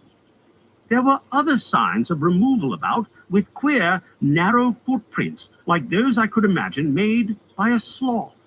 This directed my closer attention to the pedestal. It was, as I think I have said, of bronze. It was not a mere block, but highly decorated with deep-framed panels on either side. I went and rapped at these. The pedestal was hollow. Examining the panels with care, I found them discontinuous with the frames. There were no handles or keyholes, but possibly the panels, if they were doors, as I supposed, opened from within. One thing was clear enough to my mind. it took no very great mental effort to infer that my time machine was inside that pedestal. But how it got there was a different problem. I saw the heads of two orange-clad people coming through the bushes and under some blossom-covered apple trees towards me. I turned, smiling to them, and beckoned them to me. They came, and then, pointing to the bronze pedestal, I tried to imitate my wish to open it. But at my first gesture towards this, they behaved very oddly. I don't know how to convey their expression to you. Suppose you were to use a grossly improper gesture to a delicate-minded woman. It is how she would look. They went off as if they had received the last possible insult. I tried a sweet-looking little chap in white next, with exactly the same result. Somehow, his manner made me feel ashamed of myself, but, as you know, I wanted the time machine, and I tried him once more. As he turned off like the others, my temper got the better of me. In 3 strides, I was after him, and had him by the loose part of his robe round the neck, and began dragging him toward the Sphinx. Then I saw the horror and repugnance of his face, and all of a sudden I let him go. But I was not beaten yet. I banged with my fist at the bronze panels. I thought I heard something stir inside. To be explicit, I thought I heard a sound like a chuckle. But I must have been mistaken. Then I got a big pebble from the river and came and hammered till I had flattened a coil in the decorations, and the verdigris came off in powdery flakes. The delicate little people must have heard me hammering in gusty outbreaks a mile away on either hand, but nothing came of it. I saw a crowd of them upon the slopes, looking furtively at me. At last, hot and tired, I sat down to watch the place. But I was too restless to watch long. I am too occidental for a long vigil. I could work at a problem for years, but to wait inactive for 24 hours, that is another matter. I got up after a time and began walking aimlessly through the bushes toward the hill again. Patience, I said to myself, if you want your machine again, you must leave that Sphinx alone. If they mean to take your machine away, it's little good you're wrecking their bronze panels. And if they don't, you will get it back as soon as you can ask for it. To sit among all those unknown things before a puzzle like that is hopeless. That way lies monomania. Face this world. Learn its ways. Watch it. Be careful of too hasty guesses at its meaning. In the end, you will find clues to it all. Then, suddenly, the humor of the situation came into my mind. The thought of the years I had spent in study and toil to get into the future age, and now my passion of anxiety to get out of it. I had made myself the most complicated and the most helpless trap that ever a man devised. Although it was at my own expense, I could not help myself. I laughed aloud. Going through the big palace, it seemed to me that the little people avoided me. It may have been my fancy, or it may have had something to do with my hammering at the gates of bronze. Yet, I felt tolerably sure of the avoidance.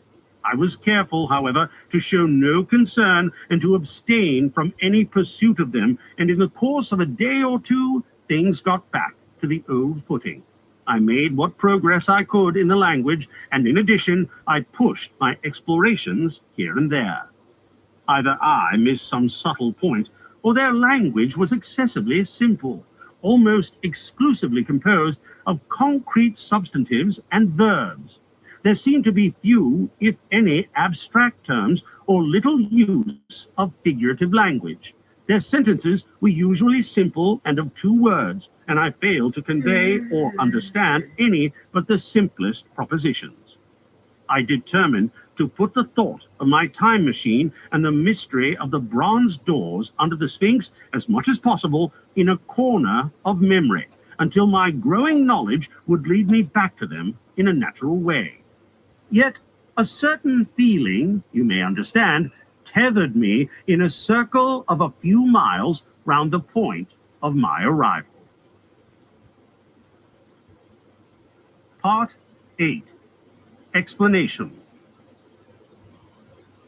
So far as I could see, all the world displayed the same exuberant richness as the Thames Valley.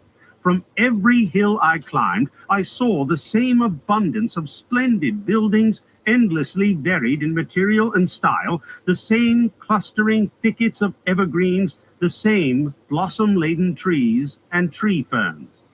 Here and there, water shone like silver, and beyond, the land rose into blue undulating hills and so faded into the serenity of the sky. A peculiar feature which presently attracted my attention was the presence of certain circular wells, several, as it seemed to me, of a very great depth. One lay by the path up the hill which I had followed during my first walk. Like the others, it was rimmed with bronze, curiously wrought, and protected by a little cupola from the rain.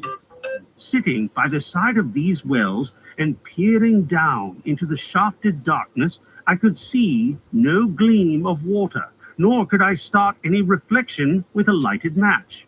But in all of them I heard a certain sound, a thud, thud, thud, like the beating of some big engine, and I discovered from the flaring of my matches that a steady current of air set down the shafts. Further, I threw a scrap of paper into the throat of one, and instead of fluttering slowly down, it was at once sucked swiftly out of sight. After a time, too, I came to connect these wells with tall towers standing here and there upon the slopes, for above them there was often just such a flicker in the air as one sees on a hot day above a sun-scorched beach. Putting things together, I reached a strong suggestion of an extensive system of subterranean ventilation, whose true import it was difficult to imagine. I was at first inclined to associate it with the sanitary apparatus of these people. It was an obvious conclusion, but it was absolutely wrong. And here I must admit that I learned very little of drains and bells and modes of conveyance and the like conveniences during my time in this real future. In some of these visions of utopias and coming times which I have read, there is a vast amount of detail about building and social arrangements and so forth. But while such details are easy enough to obtain when the whole world is contained in one's imagination, they are altogether inaccessible to a real traveler amid such realities as I found here. Conceive the tale of London, which a Negro fresh from Central Africa would take back to his tribe. What would he know of railway companies, of social movements, of telephone and telegraph wires, of the parcels delivery company and postal orders and the like? Yet we, at least, should be willing enough to explain these things to him. And even of what he knew, how much could he make his untraveled friend either apprehend or believe?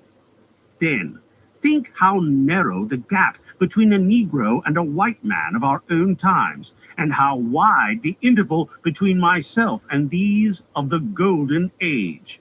I was sensible of much which was unseen, and which contributed to my comfort, but, save for a general impression of automatic organization, I fear I can convey very little of the difference to your mind.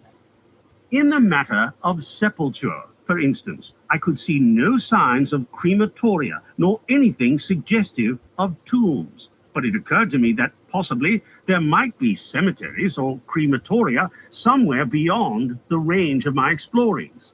This, again, was the question I deliberately put to myself, and my curiosity was at first entirely defeated upon the point. The thing puzzled me, and I was led to make a further remark, which puzzled me still more. That aged and infirm among this people there were none.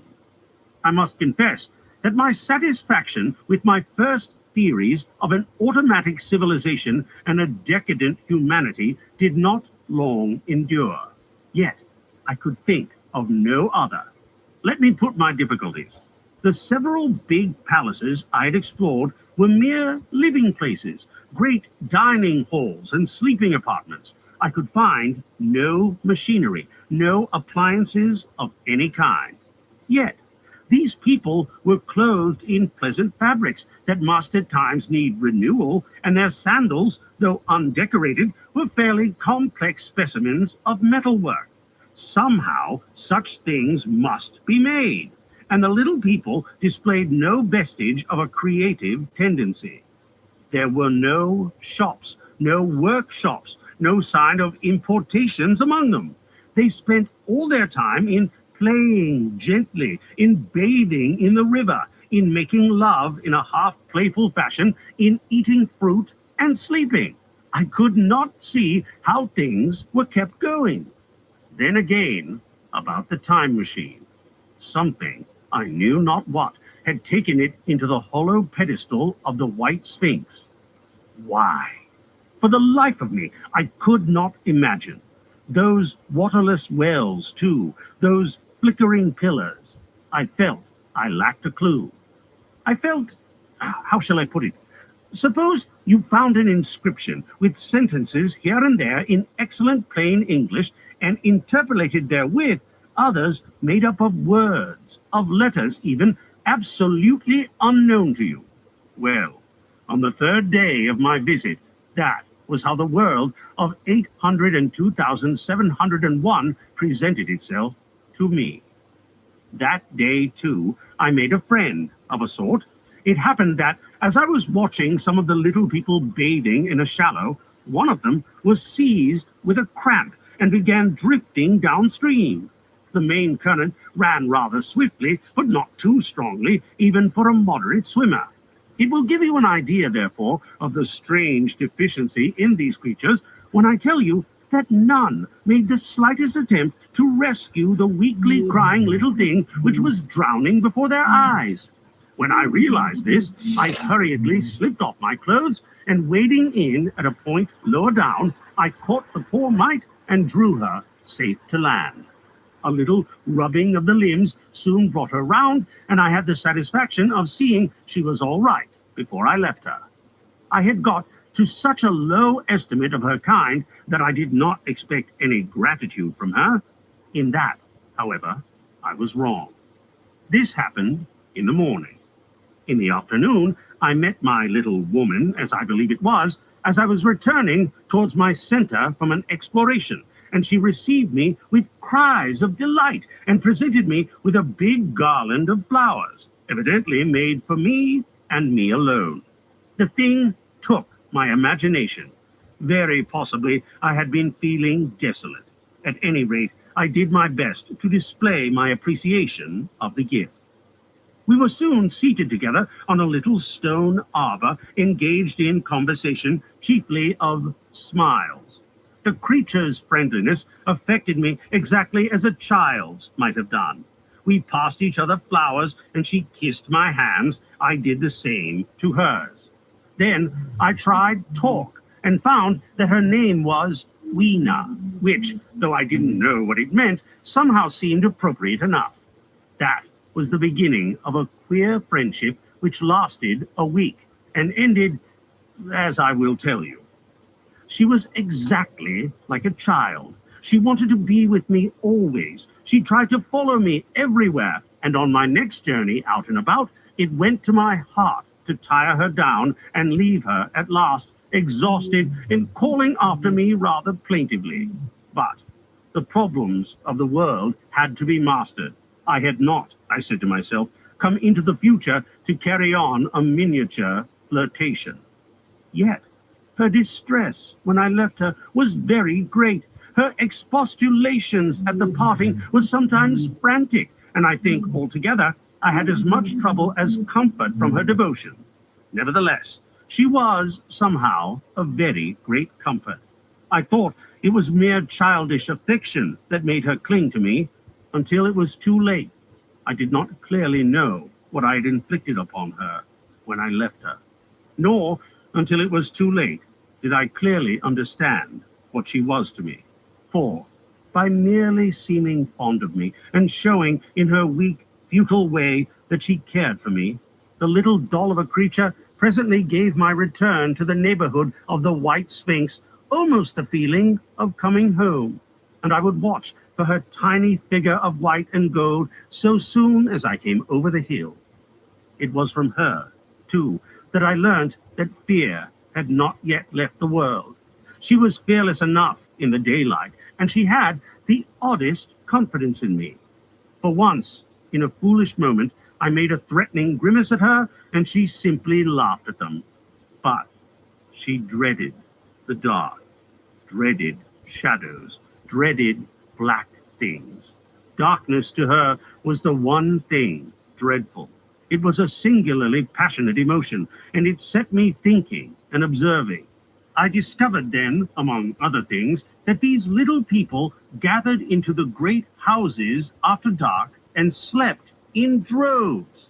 To enter upon them without a light was to put them into a tumult of apprehension.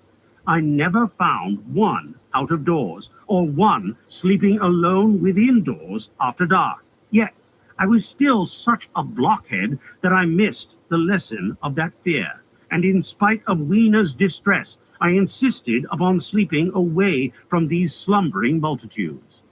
It troubled her greatly, but in the end her odd affection for me triumphed, and for 5 of the nights of our acquaintance, including the last night of all, she slept with her head pillowed on my arm.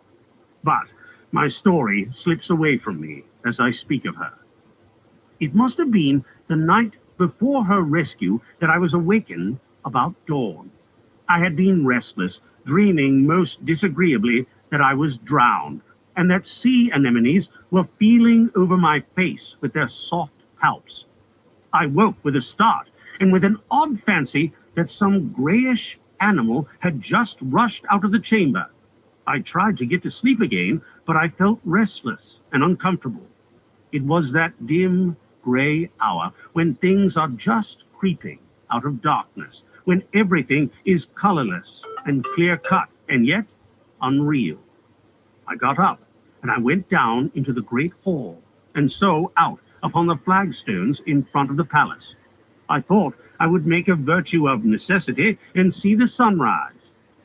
The moon was setting, and the dying moonlight and the first pallor of dawn were mingled in a ghastly half-light. The bushes were inky black, the ground a somber gray, the sky colorless and cheerless, and up the hill I thought I could see ghosts. 3 several times as I scanned the slope, I saw white figures.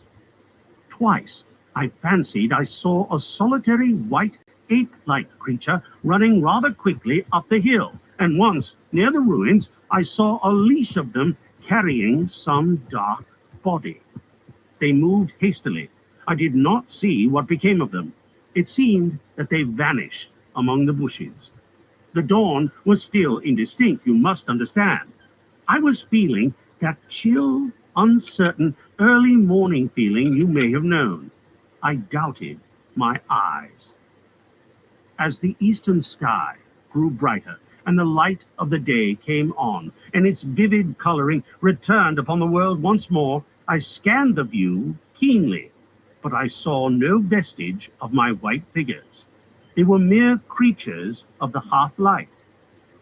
They must have been ghosts, I said. I wonder whence they dated. For a queer notion of Grant Allen's came into my head and amused me. If each generation die and leave ghosts, he argued, the world at last would get overcrowded with them.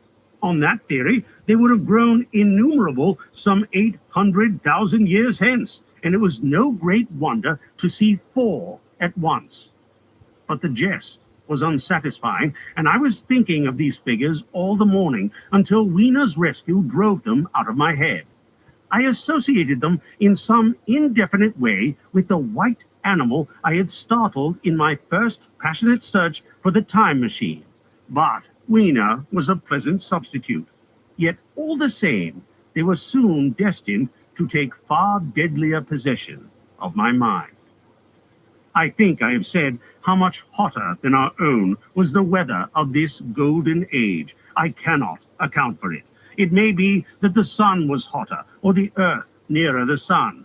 It is usual to assume that the sun will go on cooling steadily in the future. But people unfamiliar with such speculations as those of the younger Darwin forget that the planets must ultimately fall back one by one into the parent body. As these catastrophes occur, the sun will blaze with renewed energy, and it may be that some inner planet had suffered this fate. Whatever the reason, the fact remains that the sun was very much hotter than we knew it. Well, one very hot morning, my fourth, I think, as I was seeking shelter from the heat and glare in a colossal ruin near the great house where I slept and fed, there happened this strange thing. Clambering among these heaps of masonry, I found a narrow gallery whose end and side windows were blocked by fallen masses of stone. By contrast with the brilliancy outside, it seemed at first impenetrably dark to me. I entered it groping, for the change from light to blackness made spots of color swim before me. Suddenly, I halted, spellbound. A pair of eyes, luminous by reflection against the daylight without, was watching me out of the darkness. The old instinctive dread of wild beasts came upon me. I clenched my hands and steadfastly looked into the glaring eyeballs. I was afraid to turn. Then the thought of the absolute security in which humanity appeared to be living came to my mind. And then I remembered that strange terror of the dark. Overcoming my fear to some extent, I advanced a step and spoke. I will admit that my voice was harsh and ill-controlled. I put it out of my mind and touched something soft. At once, the eyes darted sideways and something white ran past me. I turned with my heart in my mouth and saw a queer little ape-like figure, its head held down in a peculiar manner, running across the sunlit space behind me. It blundered against a block of granite, staggered aside, and in a moment was hidden in a black shadow beneath another pile of ruined masonry. My impression of it is, of course, imperfect, but I knew it was a dull white and had strange grayish-red eyes. Also, that there was flaxen hair on its head and down its back. But as I say, it went too fast for me to see distinctly. I cannot even say whether it ran on all fours or only with its forearms held very low. After an instant's pause, I followed it into the second heap of ruins. I could not find it at first, but after a time, in the profound obscurity, I came upon one of those round, well-like openings of which I've told you, half closed by a fallen pillar. A sudden thought came to me. Could this thing have vanished down the shaft? I lit a match, and looking down, I saw a small, white, moving creature with large, bright eyes which regarded me steadfastly as it retreated. It made me shudder. It was so like a human spider. It was clambering down the wall, and now I saw for the first time a number of metal foot and hand rests forming a kind of ladder down the shaft. Then the light burned my fingers and fell out of my hand, going out as it dropped. And when I had lit another, the little monster had disappeared. I do not know how long I sat peering down that well. It was not for some time that I could succeed in persuading myself that the thing I had seen was human. But gradually the truth dawned on me, that man had not remained one species, but had differentiated into two distinct animals, that my graceful children of the upper world were not the sole descendants of our generation, but that this bleached, obscene, nocturnal thing which had flashed before me was also heir to all the ages. I thought of the flickering pillars and of my theory of an underground ventilation. I began to suspect their true import. And what, I wondered, was this lemur doing in my scheme of a perfectly balanced organization? How was it related to the indolent serenity of the beautiful overworlders? And what was hidden down there at the foot of that shaft? I sat upon the edge of the well, telling myself that, at any rate, there was nothing to fear, and that there I must descend for the solution of my difficulties. And withal, I was absolutely afraid to go. As I hesitated, two of the beautiful upper-world people came running in their amorous sport across the daylight in the shadow. The male pursued the female, flinging flowers at her as he ran. They seemed distressed to find me, my arm against the overturned pillar, peering down the well. Apparently, it was considered bad form to remark these apertures, for when I pointed to this one and tried to frame a question about it in their tongue, they were still more visibly distressed and turned away. But they were interested in my matches, and I struck some to amuse them. I tried them again about the well, and again I failed. So presently I left them, meaning to go back to Weena and see what I could get from her. But my mind was already in revolution. My guesses and impressions were slipping and sliding to a new adjustment. I had now a clue to the import of these wells, to the ventilating towers, to the mystery of the ghosts, to say nothing of a hint at the meaning of the bronze gates and the fate of the time machine. And very vaguely, there came a suggestion towards the solution of the economic problem that had puzzled me. Here was the new view.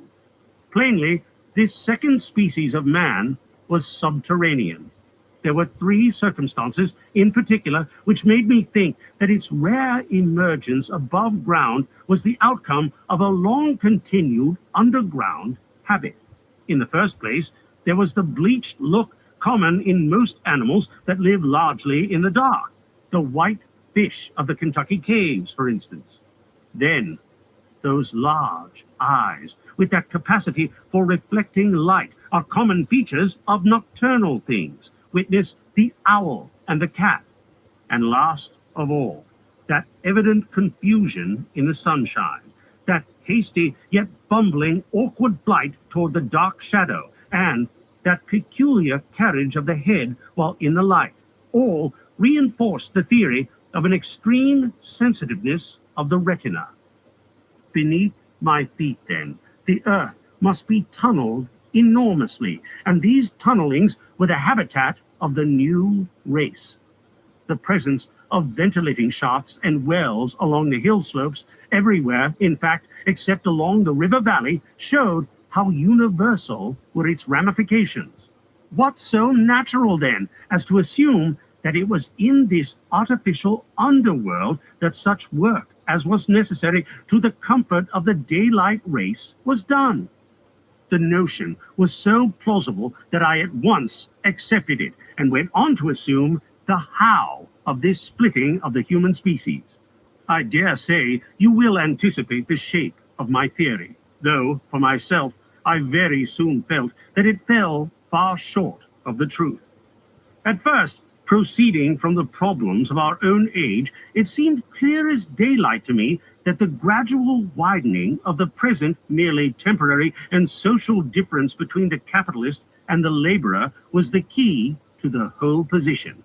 No doubt it will seem grotesque enough to you and wildly incredible, and yet, even now, there are existing circumstances to point that way. There is a tendency to utilize underground space for the less ornamental purposes of civilization. There is the Metropolitan Railway in London, for instance, and there are new electric railways. There are subways. There are underground workrooms and restaurants, and they increase and multiply. Evidently, I thought, this tendency had increased till industry had gradually lost its birthright in the sky. I mean that it had gone deeper and deeper into larger and ever larger underground factories, spending a still increasing amount of its time therein till, in the end, even now, does not an East End worker live in such artificial conditions as practically to be cut off from the natural surface of the earth? Again, the exclusive tendency of richer people, due, no doubt, to the increasing refinement of their education and the widening gulf between them and the rude violence of the poor, is already leading to the closing, in their interest, of considerable portions of the surface of the land.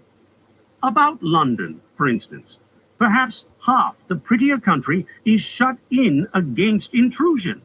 And this same widening gulf, which is due to the length and expense of the higher educational process and the increased facilities for and temptations towards refined habits on the part of the rich, will make that exchange between class and class, that promotion by intermarriage, which at present retards the splitting of our species along lines of social stratification, less and less frequent. So, in the end, above ground, you must have the haves, pursuing pleasure and comfort and beauty, and below ground, the have-nots, the workers, getting continually adapted to the conditions of their labor. Once they were there, they would, no doubt, have to pay rent, and not a little of it, for the ventilation of their caverns, and if they refused, they would starve or be suffocated for arrears. Such of them as were so constituted as to be miserable and rebellious would die, and, in the end, the balance being permanent, the survivors would become as well adapted to the conditions of underground life and as happy in their way as the overworld people were to theirs. As it seemed to me, the refined beauty and the etiolated pallor followed naturally enough. The great triumph of humanity I dreamed of took a different shape in my mind. It had been no such triumph of moral education and general cooperation as I had imagined. Instead, I saw a real aristocracy, armed with a perfected science and working to a logical conclusion the industrial system of today. Its triumph had not been simply a triumph over nature, but a triumph over nature and the fellow man. This, I must warn you, was my theory at the time. I had no convenient cicerone in the pattern of the utopian books. My explanation may be absolutely wrong. I still think it is the most plausible one. But even on this supposition, the balanced civilization that was at last attained must have long since passed its zenith and was now far fallen into decay. The too perfect security of the overworlders had led them to a slow movement of degeneration, to a general dwindling in size, strength, and intelligence. That I could see clearly enough already. What had happened to the undergrounders I did not yet suspect, but from what I had seen of the Morlocks, that, by the by, was the name by which these creatures were called, I could imagine that the modification of the human type was even far more profound than among the Eloi, the beautiful race that I already knew. Then came troublesome doubts. Why had the Morlocks taken my time machine? For I felt sure it was they who had taken it. Why, too, if the Eloi were masters, could they not restore the machine to me? And why were they so terribly afraid of the dark? I proceeded, as I have said, to question Weena about this underworld, but here again I was disappointed. At first, she would not understand my questions, and presently she refused to answer them. She shivered as though the topic was unendurable, and when I pressed her, perhaps a little harshly, she burst into tears. They were the only tears, except my own, I ever saw in that golden age. When I saw them, I ceased abruptly to trouble about the Morlocks, and was only concerned in banishing these signs of her human inheritance from Weena's eyes. And very soon she was smiling and clapping her hands while I solemnly burnt a match. Part 9. The Morlocks. It may seem odd to you, but it was 2 days before I could follow up the newfound clue in what was manifestly the proper way. I felt a peculiar shrinking from those pallid bodies. They were just the half-bleached color of the worms and things one sees preserved in spirit in a zoological museum. And they were filthily cold to the touch. Probably my shrinking was largely due to the sympathetic influence of the Eloi, whose disgust of the Morlocks I now began to appreciate. The next night, I did not sleep well. Probably my health was a little disordered. I was oppressed with perplexity and doubt. Once or twice, I had a feeling of intense fear, for which I could perceive no definite reason. I remember creeping noiselessly into the great hall where the little people were sleeping in the moonlight. That night, Weena was among them, and feeling reassured by their presence. It occurred to me even then that in the course of a few days, the moon must pass through its last quarter, and the nights grow dark, when the appearances of these unpleasant creatures from below, these whitened lemurs, this new vermin that had replaced the old, might be more abundant. And on both these days, I had the restless feeling of one who shirks an inevitable duty. I felt assured that the time machine was only to be recovered by boldly penetrating these mysteries of underground. Yet, I could not face the mystery. If only I had a companion, it would have been different. But I was so horribly alone, and even to clamber down into the darkness of the well appalled me.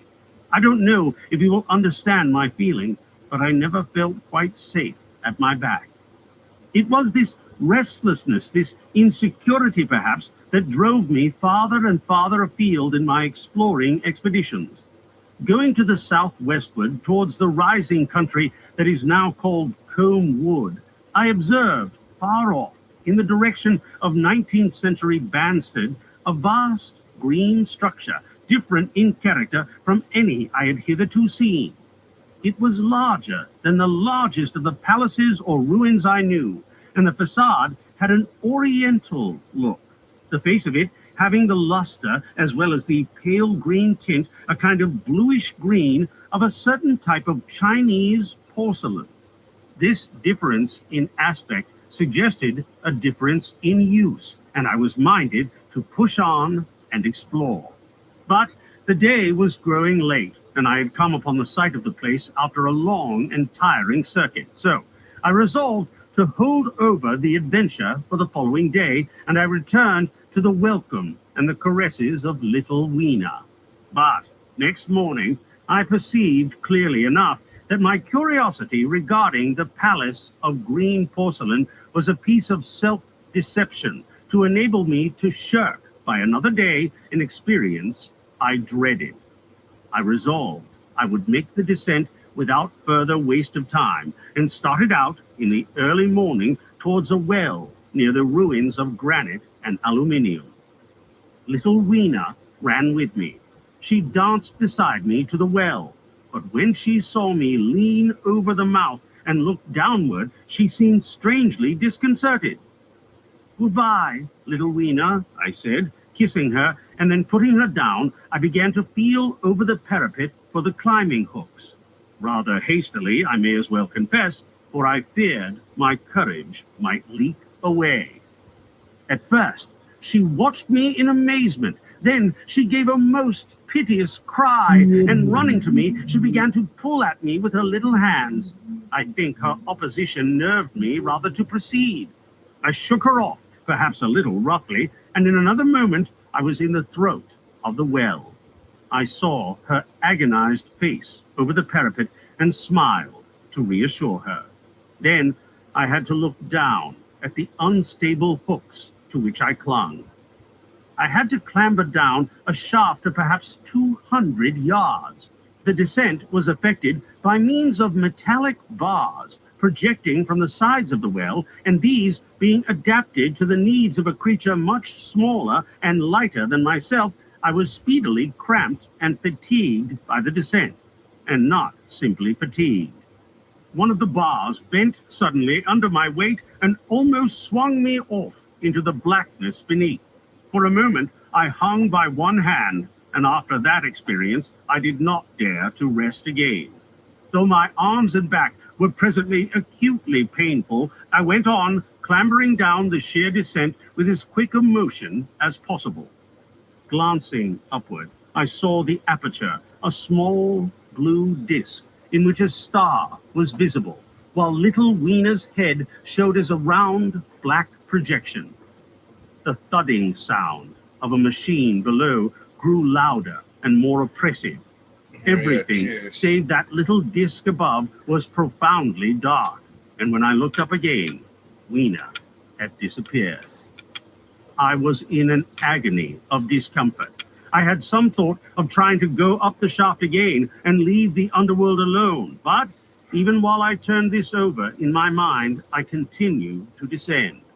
At last, with intense relief, I saw dimly coming up, a foot to the right of me, a slender loophole in the wall. Swinging myself in, I found it was the aperture of a narrow horizontal tunnel in which I could lie down and rest. It was not too soon. My arms ached and my back was cramped, and I was trembling with the prolonged terror of a fall. Besides this, the unbroken darkness had had a distressing effect upon my eyes.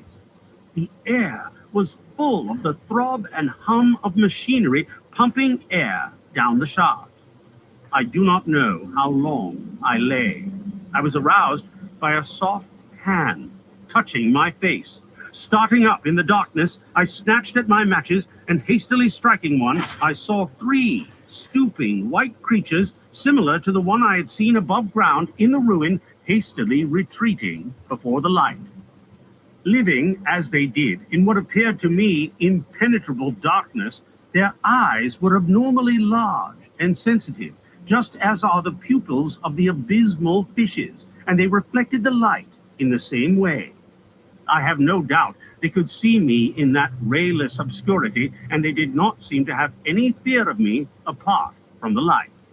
But so soon as I struck a match in order to see them, they fled incontinently, vanishing into dark gutters and tunnels, from which their eyes glared at me in the strangest fashion. I tried to call to them, but the language they had was apparently different from that of the overworld people, so that I was needs left to my own unaided efforts, and the thought of flight before exploration was even then in my mind. But I said to myself, you are in for it now, and feeling my way along the tunnel, I found the noise of machinery grow louder. Presently, the walls fell away from me, and I came to a large open space, and striking another match, saw that I had entered a vast arched cavern which stretched into utter darkness beyond the range of my light. The view I had of it was as much as one could see in the burning of a match. Necessarily, my memory is vague. Great shapes, like big machines, rose out of the dimness and cast grotesque black shadows in which dim, spectral Morlocks sheltered from the glare. The place, by the by, was very stuffy and oppressive, and the faint halitus of freshly shed blood was in the air. Some way down the central vista was a little table of white metal, laid with what seemed a meal. The Morlocks, at any rate, were carnivorous. Even at the time, I remember wondering what large animal could have survived to furnish the red joint I saw. It was all very indistinct. The heavy smell, the big, unmeaning shapes, the obscene figures lurking in the shadows, and only waiting for the darkness to come at me again. Then the match burnt down and stung my fingers and fell, a wriggling red spot in the blackness. I have thought since how particularly ill-equipped I was for such an experience. When I had started with the time machine, I had started with the absurd assumption that the men of the future would certainly be infinitely ahead of ourselves in all their appliances. I had come without arms, without medicine, without anything to smoke. At times I missed tobacco frightfully, even without enough matches. If only I had thought of a Kodak. I could have flashed that glimpse of the underworld in a second and examined it at leisure.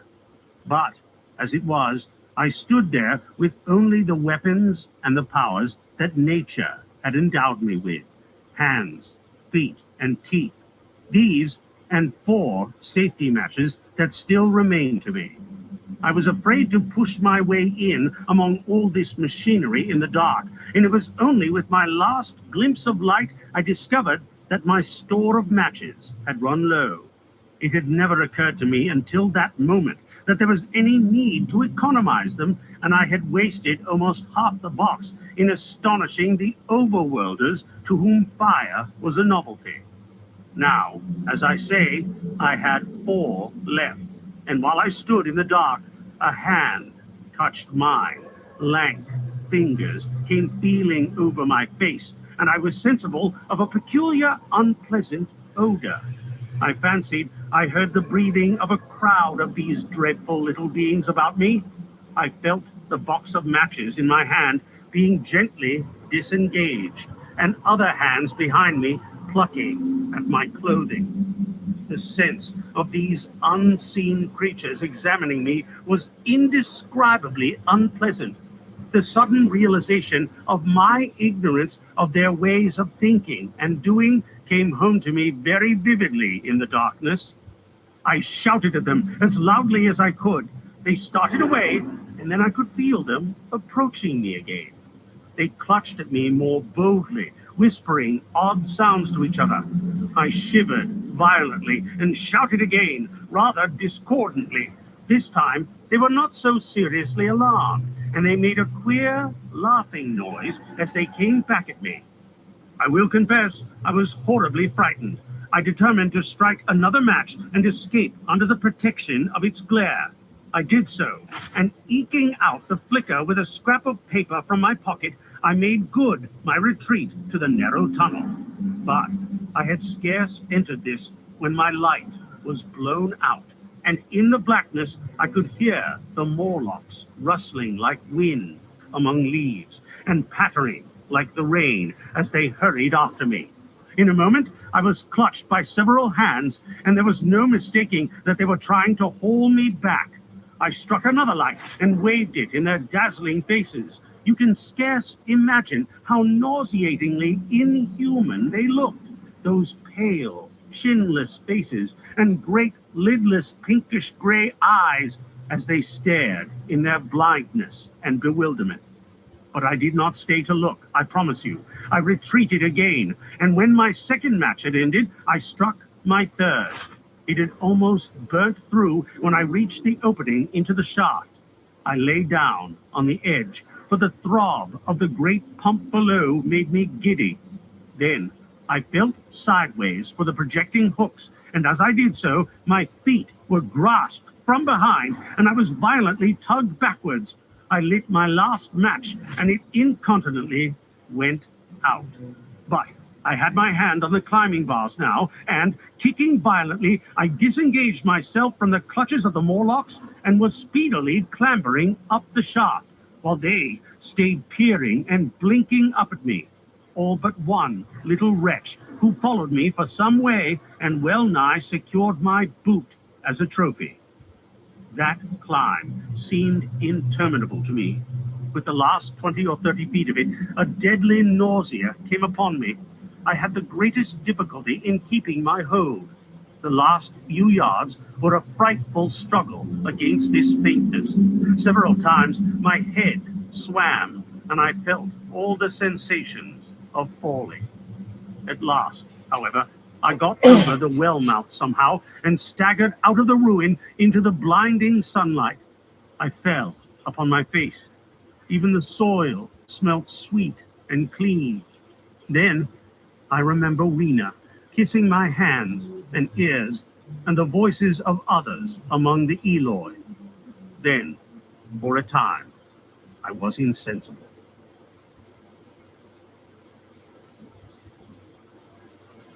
Part 10. When Night Came. Now, indeed, I seemed in a worse case than before. Hitherto, except during my night's anguish at the loss of the time machine, I had felt a sustaining hope of ultimate escape, but that hope was staggered by these new discoveries.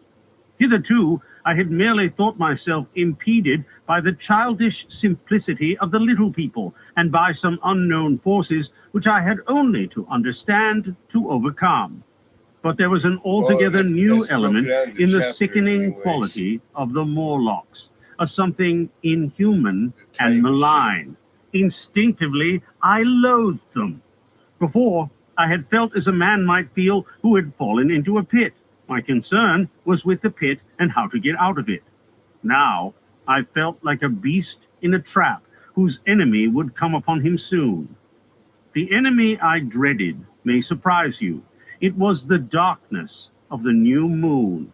Weena had put this into my head by some at first incomprehensible remarks about the dark nights.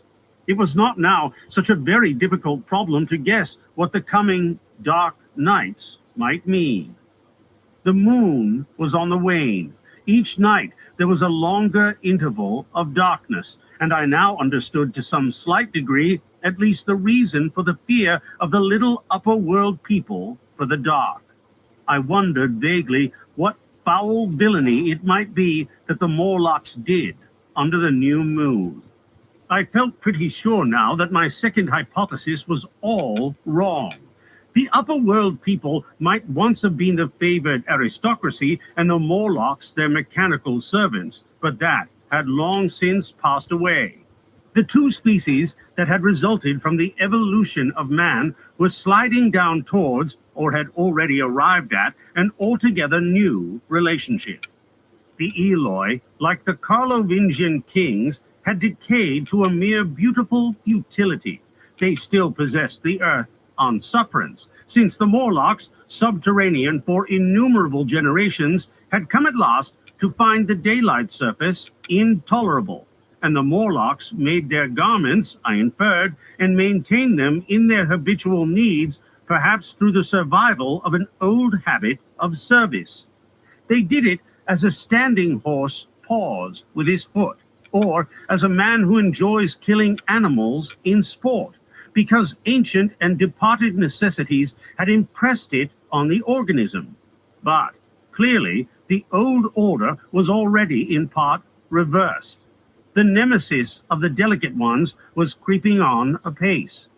Ages ago, thousands of generations ago, man had thrust his brother man out of the ease and the sunshine, and now that brother was coming back, changed. Already, the Eloi had begun to learn one old lesson anew. They were becoming reacquainted with fear. And suddenly, there came into my head the memory of the meat I had seen in the underworld. It seemed odd how it floated into my mind, not stirred up, as it were, by the current of my meditations, but coming in almost like a question from outside. I tried to recall the form of it. I had a vague sense of something familiar, but I could not tell what it was at the time. Still, however helpless the little people in the presence of their mysterious fear, I was differently constituted. I came out of this age of ours, this ripe prime of the human race, when fear does not paralyze and mystery has lost its terrors. I, at least, would defend myself. Without further delay, I determined to make myself arms and a fastness where I might sleep. With that refuge as a base, I could face this strange world with some of that confidence I had lost in realizing to what creatures, night by night, I lay exposed. I felt I could never sleep again unless my bed was secure from them. I shuddered with horror to think how they must already have examined me. I wandered during the afternoon along the valley of the Thames. but found nothing that commended itself to my mind as inaccessible. All the buildings and trees seemed easily practicable to such dexterous climbers as the Morlocks, to judge by their wells, must be. Then, the tall pinnacles of the palace of green porcelain and the polished gleam of its walls came back to my memory, and in the evening, taking Weena like a child upon my shoulder, I went up the hills towards the southwest. The distance, I had reckoned, was 7 or 8 miles, but it must have been nearer 18. I had first seen the place on a moist afternoon, when distances are deceptively diminished. In addition, the heel of one of my shoes was loose, and a nail was working through the sole. They were comfortable old shoes I wore about indoors, so that I was lame. And it was already long past sunset when I came in sight of the palace, silhouetted black against the pale yellow of the sky. Weena had been largely delighted when I began to carry her, but after a while she desired me to let her down, and ran along by the side of me, occasionally darting off on either hand to pick flowers to stick in my pockets. My pockets had always puzzled Weena, but at last she had concluded that they were an eccentric kind of vases for floral decorations. At least she utilized them for that purpose. And that reminds me, in changing my jacket, I found... The time traveler paused, put his hand into his pocket, and silently placed 2 withered flowers, not unlike very large white mallows, upon the little table. Then he resumed his narrative. As the hush of evening crept over the world, and we proceeded over the hill crest towards Wimbledon, Weena grew tired and wanted to return to the house of grey stone. But I pointed out the distant pinnacles of the palace of green porcelain to her, and contrived to make her understand that we were seeking a refuge there from her fear. You know that great pause that comes upon things before the dusk? Even the breeze stops in the trees. To me, there is always an air of expectation about that evening stillness. The sky was clear, remote, and empty, save for a few horizontal bars far down in the sunset. Well, that night, the expectation took the color of my fears. In that darkling calm, my senses seemed preternaturally sharpened. I fancied I could even feel the hollowness of the ground beneath my feet, could indeed almost see through it the Morlocks on their anthill going hither and thither and waiting for the dark. In my excitement, I fancied that they would receive my invasion of their burrows as a declaration of war. And why had they taken my time machine? So we went on in the quiet, and the twilight deepened into night.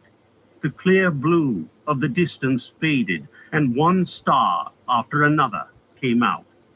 The ground grew dim, and the trees black.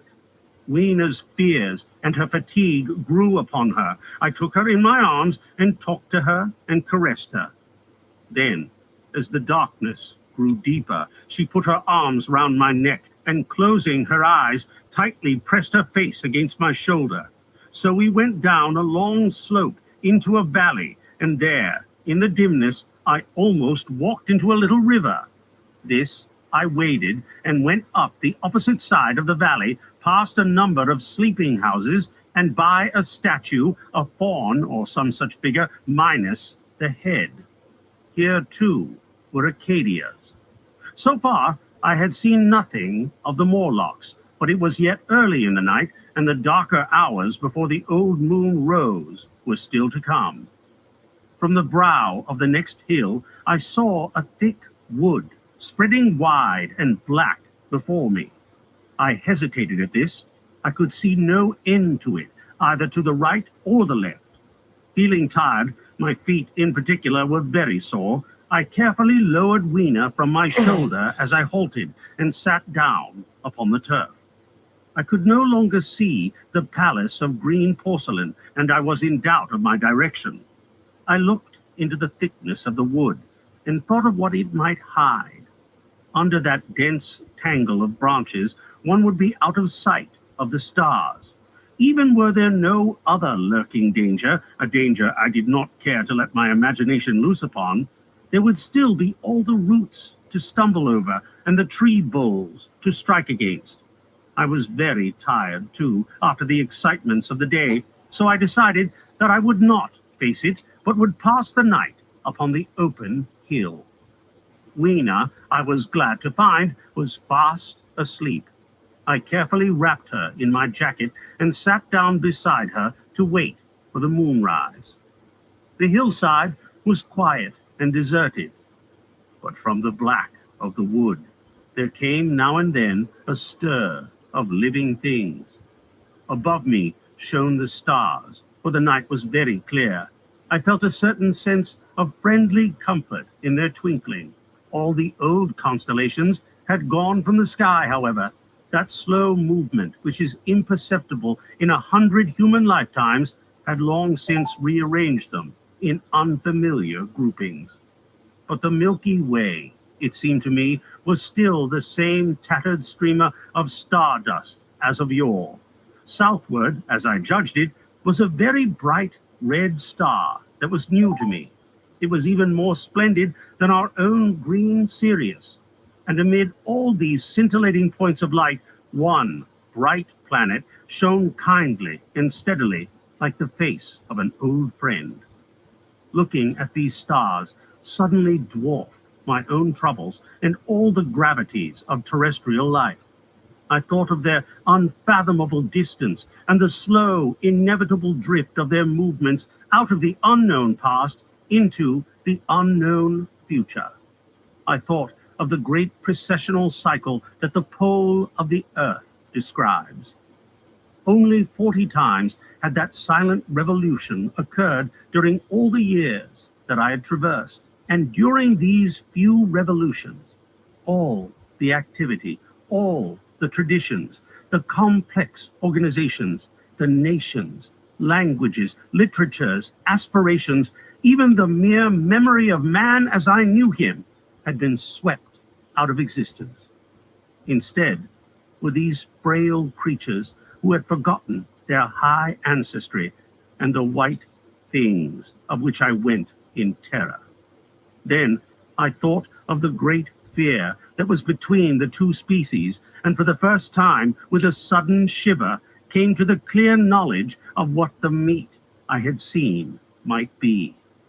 Yet it was too horrible. I looked at little Weena sleeping beside me, her face white and starlike under the stars, and forthwith dismissed the thought. Through that long night, I held my mind off the Morlocks as well as I could, and whiled away the time by trying to fancy I could find signs of the old constellations in the new confusion. The sky kept very clear, except for a hazy cloud or so. No doubt I dozed at times. Then, as my vigil wore on, came a faintness in the eastward sky, like the reflection of some fine, colorless fire, and the old moon rose thin and peaked and white. And close behind, and overtaking it, and overflowing it, the dawn came, pale at first, and then growing pink and warm. No Morlocks had approached us. Indeed, I had seen none upon the hill that night, and in the confidence of renewed day, it almost seemed to me that my fear had been unreasonable. I stood up and found my foot with the loose heel swollen at the ankle and painful under the heel. So I sat down again, took off my shoes, and flung them away. I wakened Weena, and we went down into the wood, now green and pleasant instead of black and forbidding. We found some fruit wherewith to break our fast. We soon met others of the dainty ones, laughing and dancing in the sunlight as though there were no such thing in nature as the night. And then I thought once more of the meat that I had seen. I felt assured now of what it was, and from the bottom of my heart I pitied this last feeble rill from the great flood of humanity. Clearly, at some point, In the long ago of human decay, the Morlocks' food had run short. Possibly they had lived on rats and such like vermin. Even now, man is far less discriminating and exclusive in his food than he was, far less than any monkey. His prejudice against human flesh is no deep-seated instinct. And so these inhuman sons of men. I tried to look at the thing in a scientific spirit. After all, they were less human and more remote than our cannibal ancestors of 3,000 or 4,000 years ago, and the intelligence that would have made this state of things a torment had gone. Why should I trouble myself? These Eloi were mere fatted cattle, which the ant-like Morlocks preserved and preyed upon, probably saw to the breeding of. And there was Weena, dancing at my side. Then I tried to preserve myself from the horror that was coming upon me by regarding it as a rigorous punishment of human selfishness. Man had been content to live in ease and delight upon the labors of his fellow man, had taken necessity as his watchword and excuse, and in the fullness of time, necessity had come home to him. I even tried a Carlyle-like scorn of this wretched aristocracy in decay. But this attitude of mind was impossible. However great their intellectual degradation, the Eloi had kept too much of the human form not to claim my sympathy and to make me, perforce, a sharer in their degradation and their fear. I had, at that time, very vague ideas as to the course I should pursue. My first was to secure some safe place of refuge and to make myself such arms of metal or stone as I could contrive. That necessity was immediate. In the next place, I hoped to procure some means of fire, so that I should have the weapon of a torch at hand, for nothing, I knew, would be more efficient against these Morlocks. Then I wanted to arrange some contrivance to break open the doors of the bronze under the White Sphinx. I had in mind a battering ram. I had a persuasion that if I could enter those doors and carry a blaze of light before me, I should discover the time machine and escape. I could not imagine the Morlocks were strong enough to move it far away. Weena I had resolved to bring with me to our own time. And turning such schemes over in my mind, I pursued our way towards the building which my fancy had chosen as our dwelling. Part 11. The Palace of Green Porcelain. I found the Palace of Green Porcelain, when we approached it about noon, deserted and falling into ruin. Only ragged vestiges of glass remained in its windows, and great sheets of the green facing had fallen away from the corroded metallic framework. It lay very high upon a turfy down, and looking northeastward before I entered it, I was surprised to see a large estuary, or even creek, where I judged Wandsworth and Battersea must once have been. I thought then, though I never followed up on the thought, of what might have happened, or might be happening, to the living things in the sea. The material of the palace proved on examination to be indeed porcelain, and along the face of it I saw an inscription in some unknown character. I thought, rather foolishly, that Weena might help me to interpret this, but I only learnt that the bare idea of writing had never entered her head. She always seemed to me, I fancy, more human than she was, perhaps because her affection was so human. Within the big valves of the door, which were open and broken, we found, instead of the customary hall, a long gallery lit by many side windows. At the first glance, I was reminded of a museum. The tiled floor was thick with dust, and a remarkable array of miscellaneous objects was shrouded in the same grey covering. Then I perceived, standing strange and gaunt in the center of the hall, what was clearly the lower part of a huge skeleton. I recognized by the oblique feet that it was some extinct creature after the fashion of the megatherium. The skull and upper bones lay beside it in the thick dust, and in one place where rainwater had dropped through a leak in the roof, the thing itself had been worn away. Further, in the gallery was the huge skeleton barrel of a brontosaurus. My museum hypothesis was confirmed.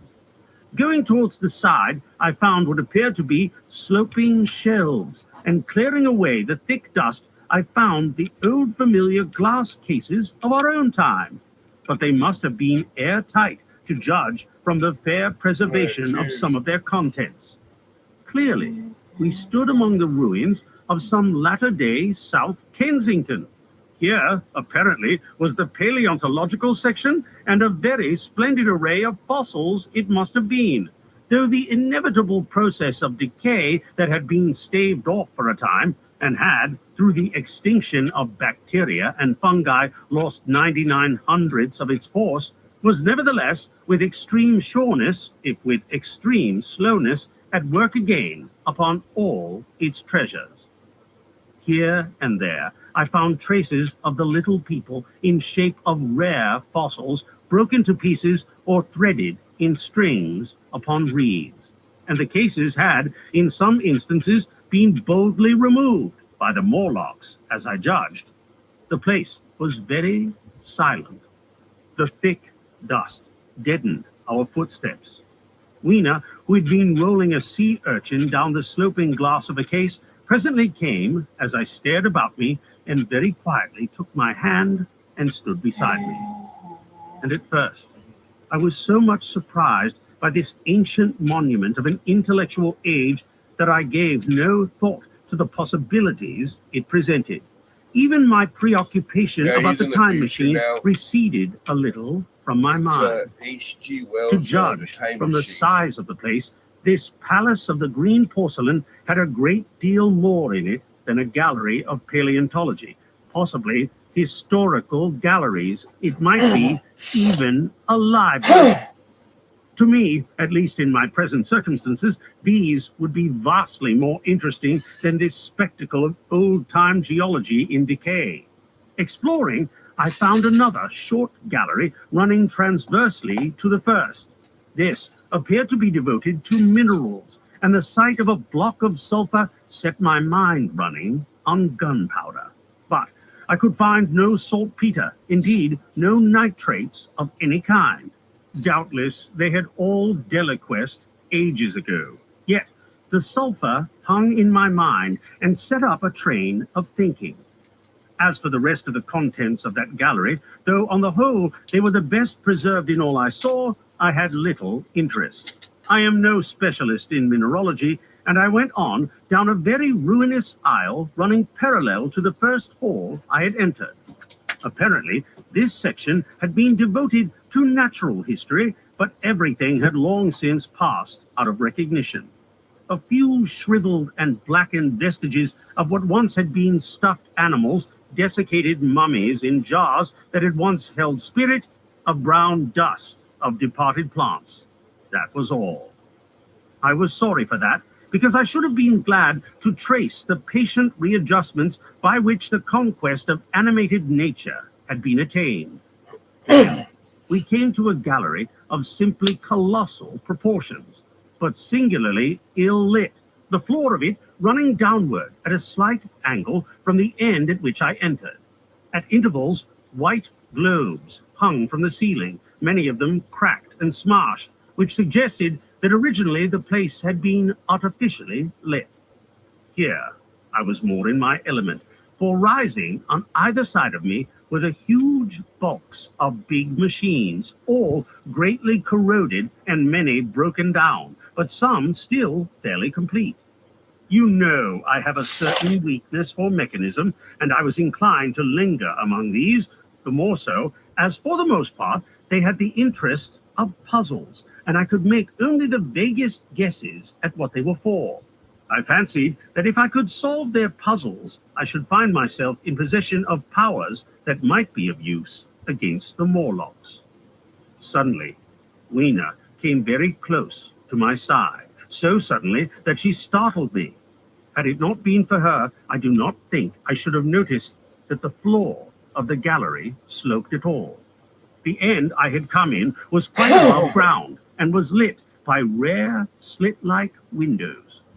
As you went down the length, the ground came up against these windows until at last there was a pit like the arena of a London house before each, and only a narrow line of daylight at the top. I went slowly along, puzzling about the machines, and had been too intent upon them to notice the gradual diminution of the light, until Wiener's increasing apprehensions drew my attention. Then I saw that the gallery ran down at last into a thick darkness. I hesitated, and then, as I looked round me, I saw that the dust was less abundant and its surface less even. Further away, towards the dimness, it appeared to be broken by a number of small, narrow footprints. My sense of the immediate presence of the Morlocks revived at that. I felt that I was wasting my time in the academic examination of machinery. I called to mind that it was already far advanced in the afternoon, and that I still had no weapon, no refuge, and no means of making a fire. And then, down in the remote blackness of the gallery, I heard a peculiar pattering, and the same odd noises I had heard down the well. I took Wiener's hand. Then, struck with a sudden idea, I left her and turned to a machine from which projected a lever not unlike those in a signal box. Clambering up the stand and grasping this lever in my hands, I put all my weight upon it sideways. Suddenly, Wiener, deserted in the central aisle, began to whimper. I had judged the strength of the lever pretty correctly, for it snapped after a minute's strain, and I rejoined her with a mace in my hand, more than sufficient, I judged, for any Morlock skull I might encounter. And I longed very much to kill a Morlock or so. Very inhuman, you may think, to want to go killing one's own descendants. But it was impossible somehow to feel any humanity in the things. Only my disinclination to leave Wiener and a persuasion that if I began to slake my thirst for murder, my time machine might suffer, restrained me from going straight down the gallery and killing the brutes I heard. Well, mace in one hand and Wiener in the other, I went out of that gallery and into another and still larger one, which, at first glance, reminded me of a military chapel hung with tattered flags. The brown and charred rags that hung from the sides of it I presently recognized as the decaying vestiges of books. They had long since dropped to pieces, and every semblance of print had left them. But here and there were warped boards and cracked metallic clasps that told the tale well enough. Had I been a literary man, I might perhaps have moralized upon the futility of all ambition. But, as it was, the thing that struck me with keenest force was the enormous waste of labor to which this somber wilderness of rotting paper testified. At the time, I will confess that I thought chiefly of the philosophical transactions and my own 17 papers upon physical optics. Then, going up a broad staircase, we came to what may once have been a gallery of technical chemistry. And here I had not a little hope of useful discoveries. Except at one end, where the roof had collapsed, this gallery was well preserved. I went eagerly to every unbroken case. And at last, in one of the really airtight cases, I found a box of matches. Very eagerly, I tried them. They were perfectly good. They were not even damp. To Wiener, "Dance!" I cried to her in her own tongue, for now I had a weapon indeed against the horrible creatures we feared.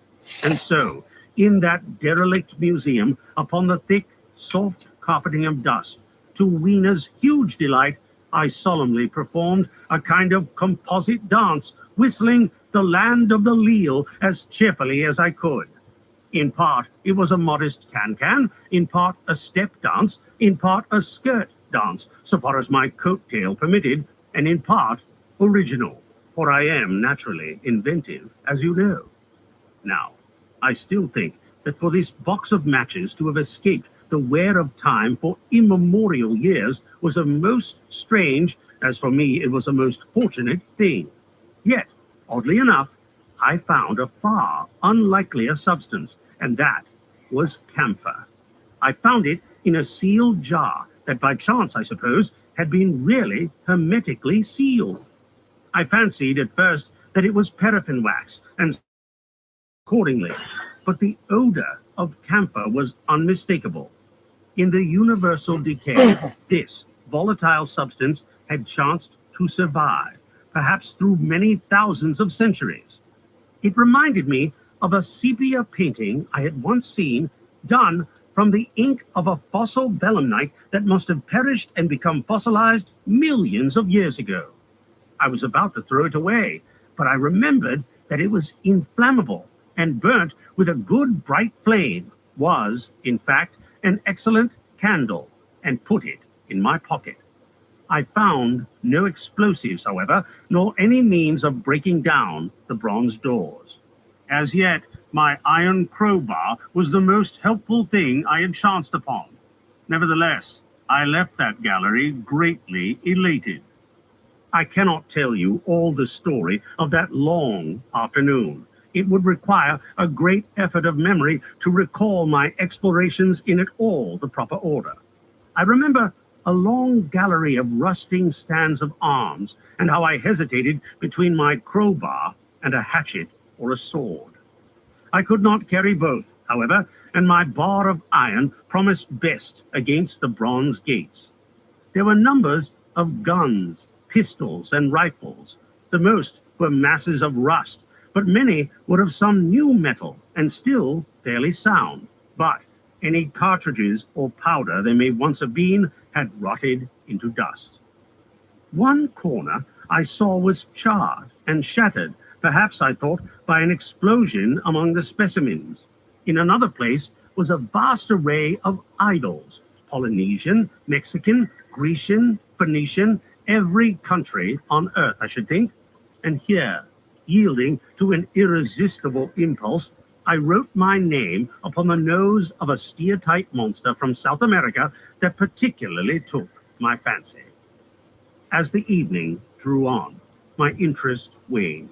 I went through gallery after gallery, dusty, silent, often ruinous, the exhibits sometimes mere heaps of rust and lignite, sometimes fresher.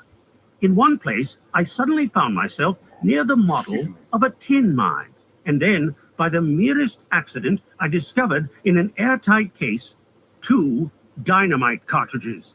I shouted Eureka and smashed the case with joy.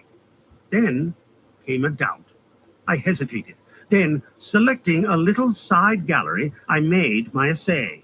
I never felt such a disappointment as I did in waiting 5, 10, 15 minutes for an explosion that never came.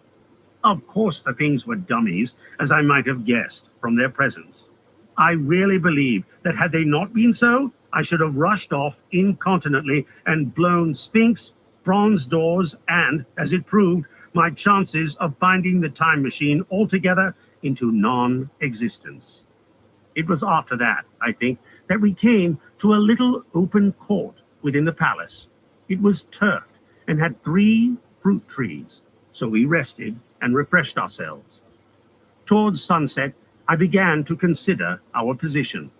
Night was creeping upon us, and my inaccessible hiding place had still to be found. But that troubled me very little now. I had in my possession a thing that was perhaps the best of all defenses against the Morlocks. I had matches. I had the camphor in my pocket too, if a blaze were needed.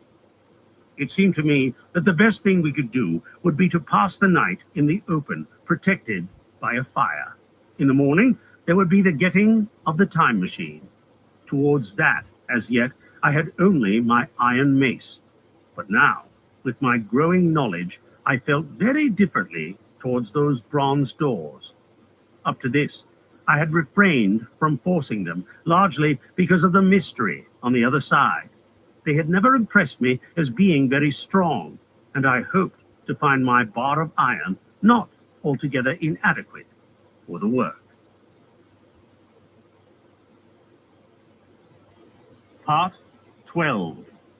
In the Darkness. We emerged from the palace while the sun was still in part above the horizon. I was determined to reach the White Sphinx early the next morning, and ere the dusk, I purposed pushing through the woods that had stopped me on the previous journey. My plan was to go as far as possible that night, and then, building a fire, to sleep in the protection of its glare. Accordingly, as we went along, I gathered any sticks or dried grass I saw, and presently had my arms full of such litter. Thus loaded, our progress was slower than I had anticipated, and besides, Weena was tired. And I also began to suffer from sleepiness too, so that it was full night before we reached the wood. Upon the shrubby hill of its edge, Weena would have stopped, fearing the darkness before us. But a singular sense of impending calamity that should indeed have served me as a warning drove me onward. I had been without sleep for a night and 2 days, and I was feverish and irritable. I felt sleep coming upon me, and the Morlocks with it. While we hesitated among the black bushes behind us, and dim against their blackness, I saw 3 crouching figures. There was scrub and long grass all about us, and I did not feel safe from their insidious approach. The forest, I calculated, was rather less than a mile across. If we could get through it to the bare hillside, there, as it seemed to me, was an altogether safer resting place. I thought that with my matches and my camphor, I could contrive to keep my path illuminated through the woods. Yet it was evident that if I was to flourish matches with my hands, I should have to abandon my firewood. So, rather reluctantly, I put it down. And then it came into my head that I would amaze our friends behind by lighting it. I was to discover the atrocious folly of this proceeding, but it came to my mind as an ingenious move for covering our retreat. I don't know if you've ever thought what a rare thing flame must be in the absence of man and in a temperate climate. The sun's heat is rarely strong enough to burn, even when it is focused by dewdrops, as is sometimes the case in more tropical districts. Lightning may blast and blacken, but it rarely gives rise to widespread fire. Decaying vegetation may occasionally smolder with the heat of its fermentation, but this rarely results in flame.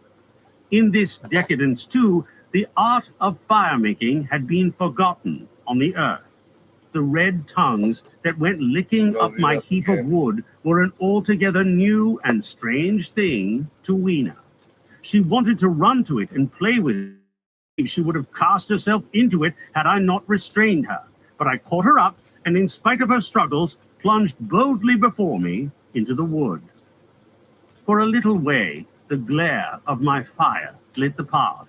Looking back, presently, I could see through the crowded stems that from my heap of sticks, the blaze had spread to some bushes adjacent, and a curved line of fire was creeping up the grass of the hill.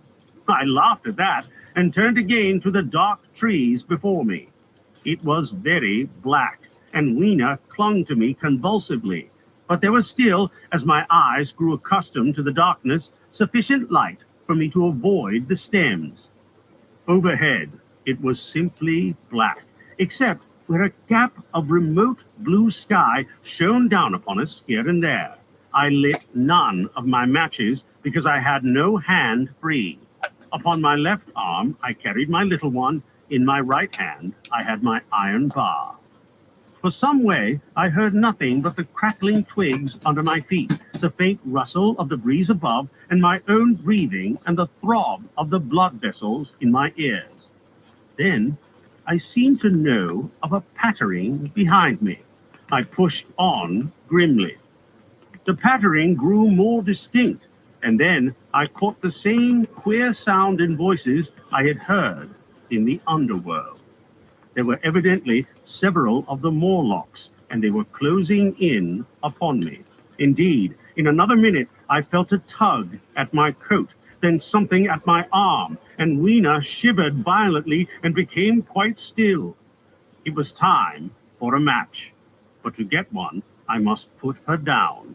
I did so, and as I fumbled with my pocket, a struggle began in the darkness about my knees, perfectly silent on her part, and with the same peculiar cooing sounds from the Morlocks. Soft little hands, too, were creeping over my coat and back, touching even my neck. Then the match scratched and fizzed. I held it, flaring, and saw the white backs of the Morlocks in flight amid the trees. I hastily took a lump of camphor from my pocket and prepared to light it as soon as the match should wane. Then I looked at Weena. She was lying, clutching my feet and quite motionless, with her face to the ground. With a sudden fright, I stooped to her. She seemed scarcely to breathe. I lit the block of camphor and flung it to the ground, and as it split and flared up and drove back the Morlocks and the shadows, I knelt down and lifted her. The wood behind seemed full of the stir and murmur of a great company. She seemed to have fainted. I put her carefully upon my shoulder and rose to push on, and then there came a horrible realization. In maneuvering with my matches and Weena, I had turned myself about several times, and now I had not the faintest idea in what direction lay my path. For all I knew, I might be facing back towards the palace of green porcelain. I found myself in a cold sweat. I had to think rapidly what to do. I determined to build a fire and encamp where we were. I put Weena, still motionless, down upon a turfy bowl, and very hastily, as my first lump of camphor waned, I began collecting sticks and leaves. Here and there, out of the darkness around me, the Morlock's eyes shone like carbuncles. The camphor flickered and went out. I lit a match, and as I did so, two white forms that had been approaching Weena dashed hastily away. One was so blinded by the light that he came straight for me, and I felt his bones grind under the blow of my fist. He gave a whoop of dismay, staggering a little way, and fell down. I lit another piece of camphor and went on gathering my bonfire. Presently, I noticed how dry was some of the foliage above me, for since my arrival on the time machine, a matter of a week, no rain had fallen. So instead of casting about among the trees for fallen twigs, I began leaping up and dragging down branches. Very soon, I had a choking, smoky fire of green wood and dry sticks, and could economize my camphor. Then I turned to where Weena lay beside my iron mace. I tried what I could to revive her, but she lay as one dead. I could not even satisfy myself whether or not she breathed.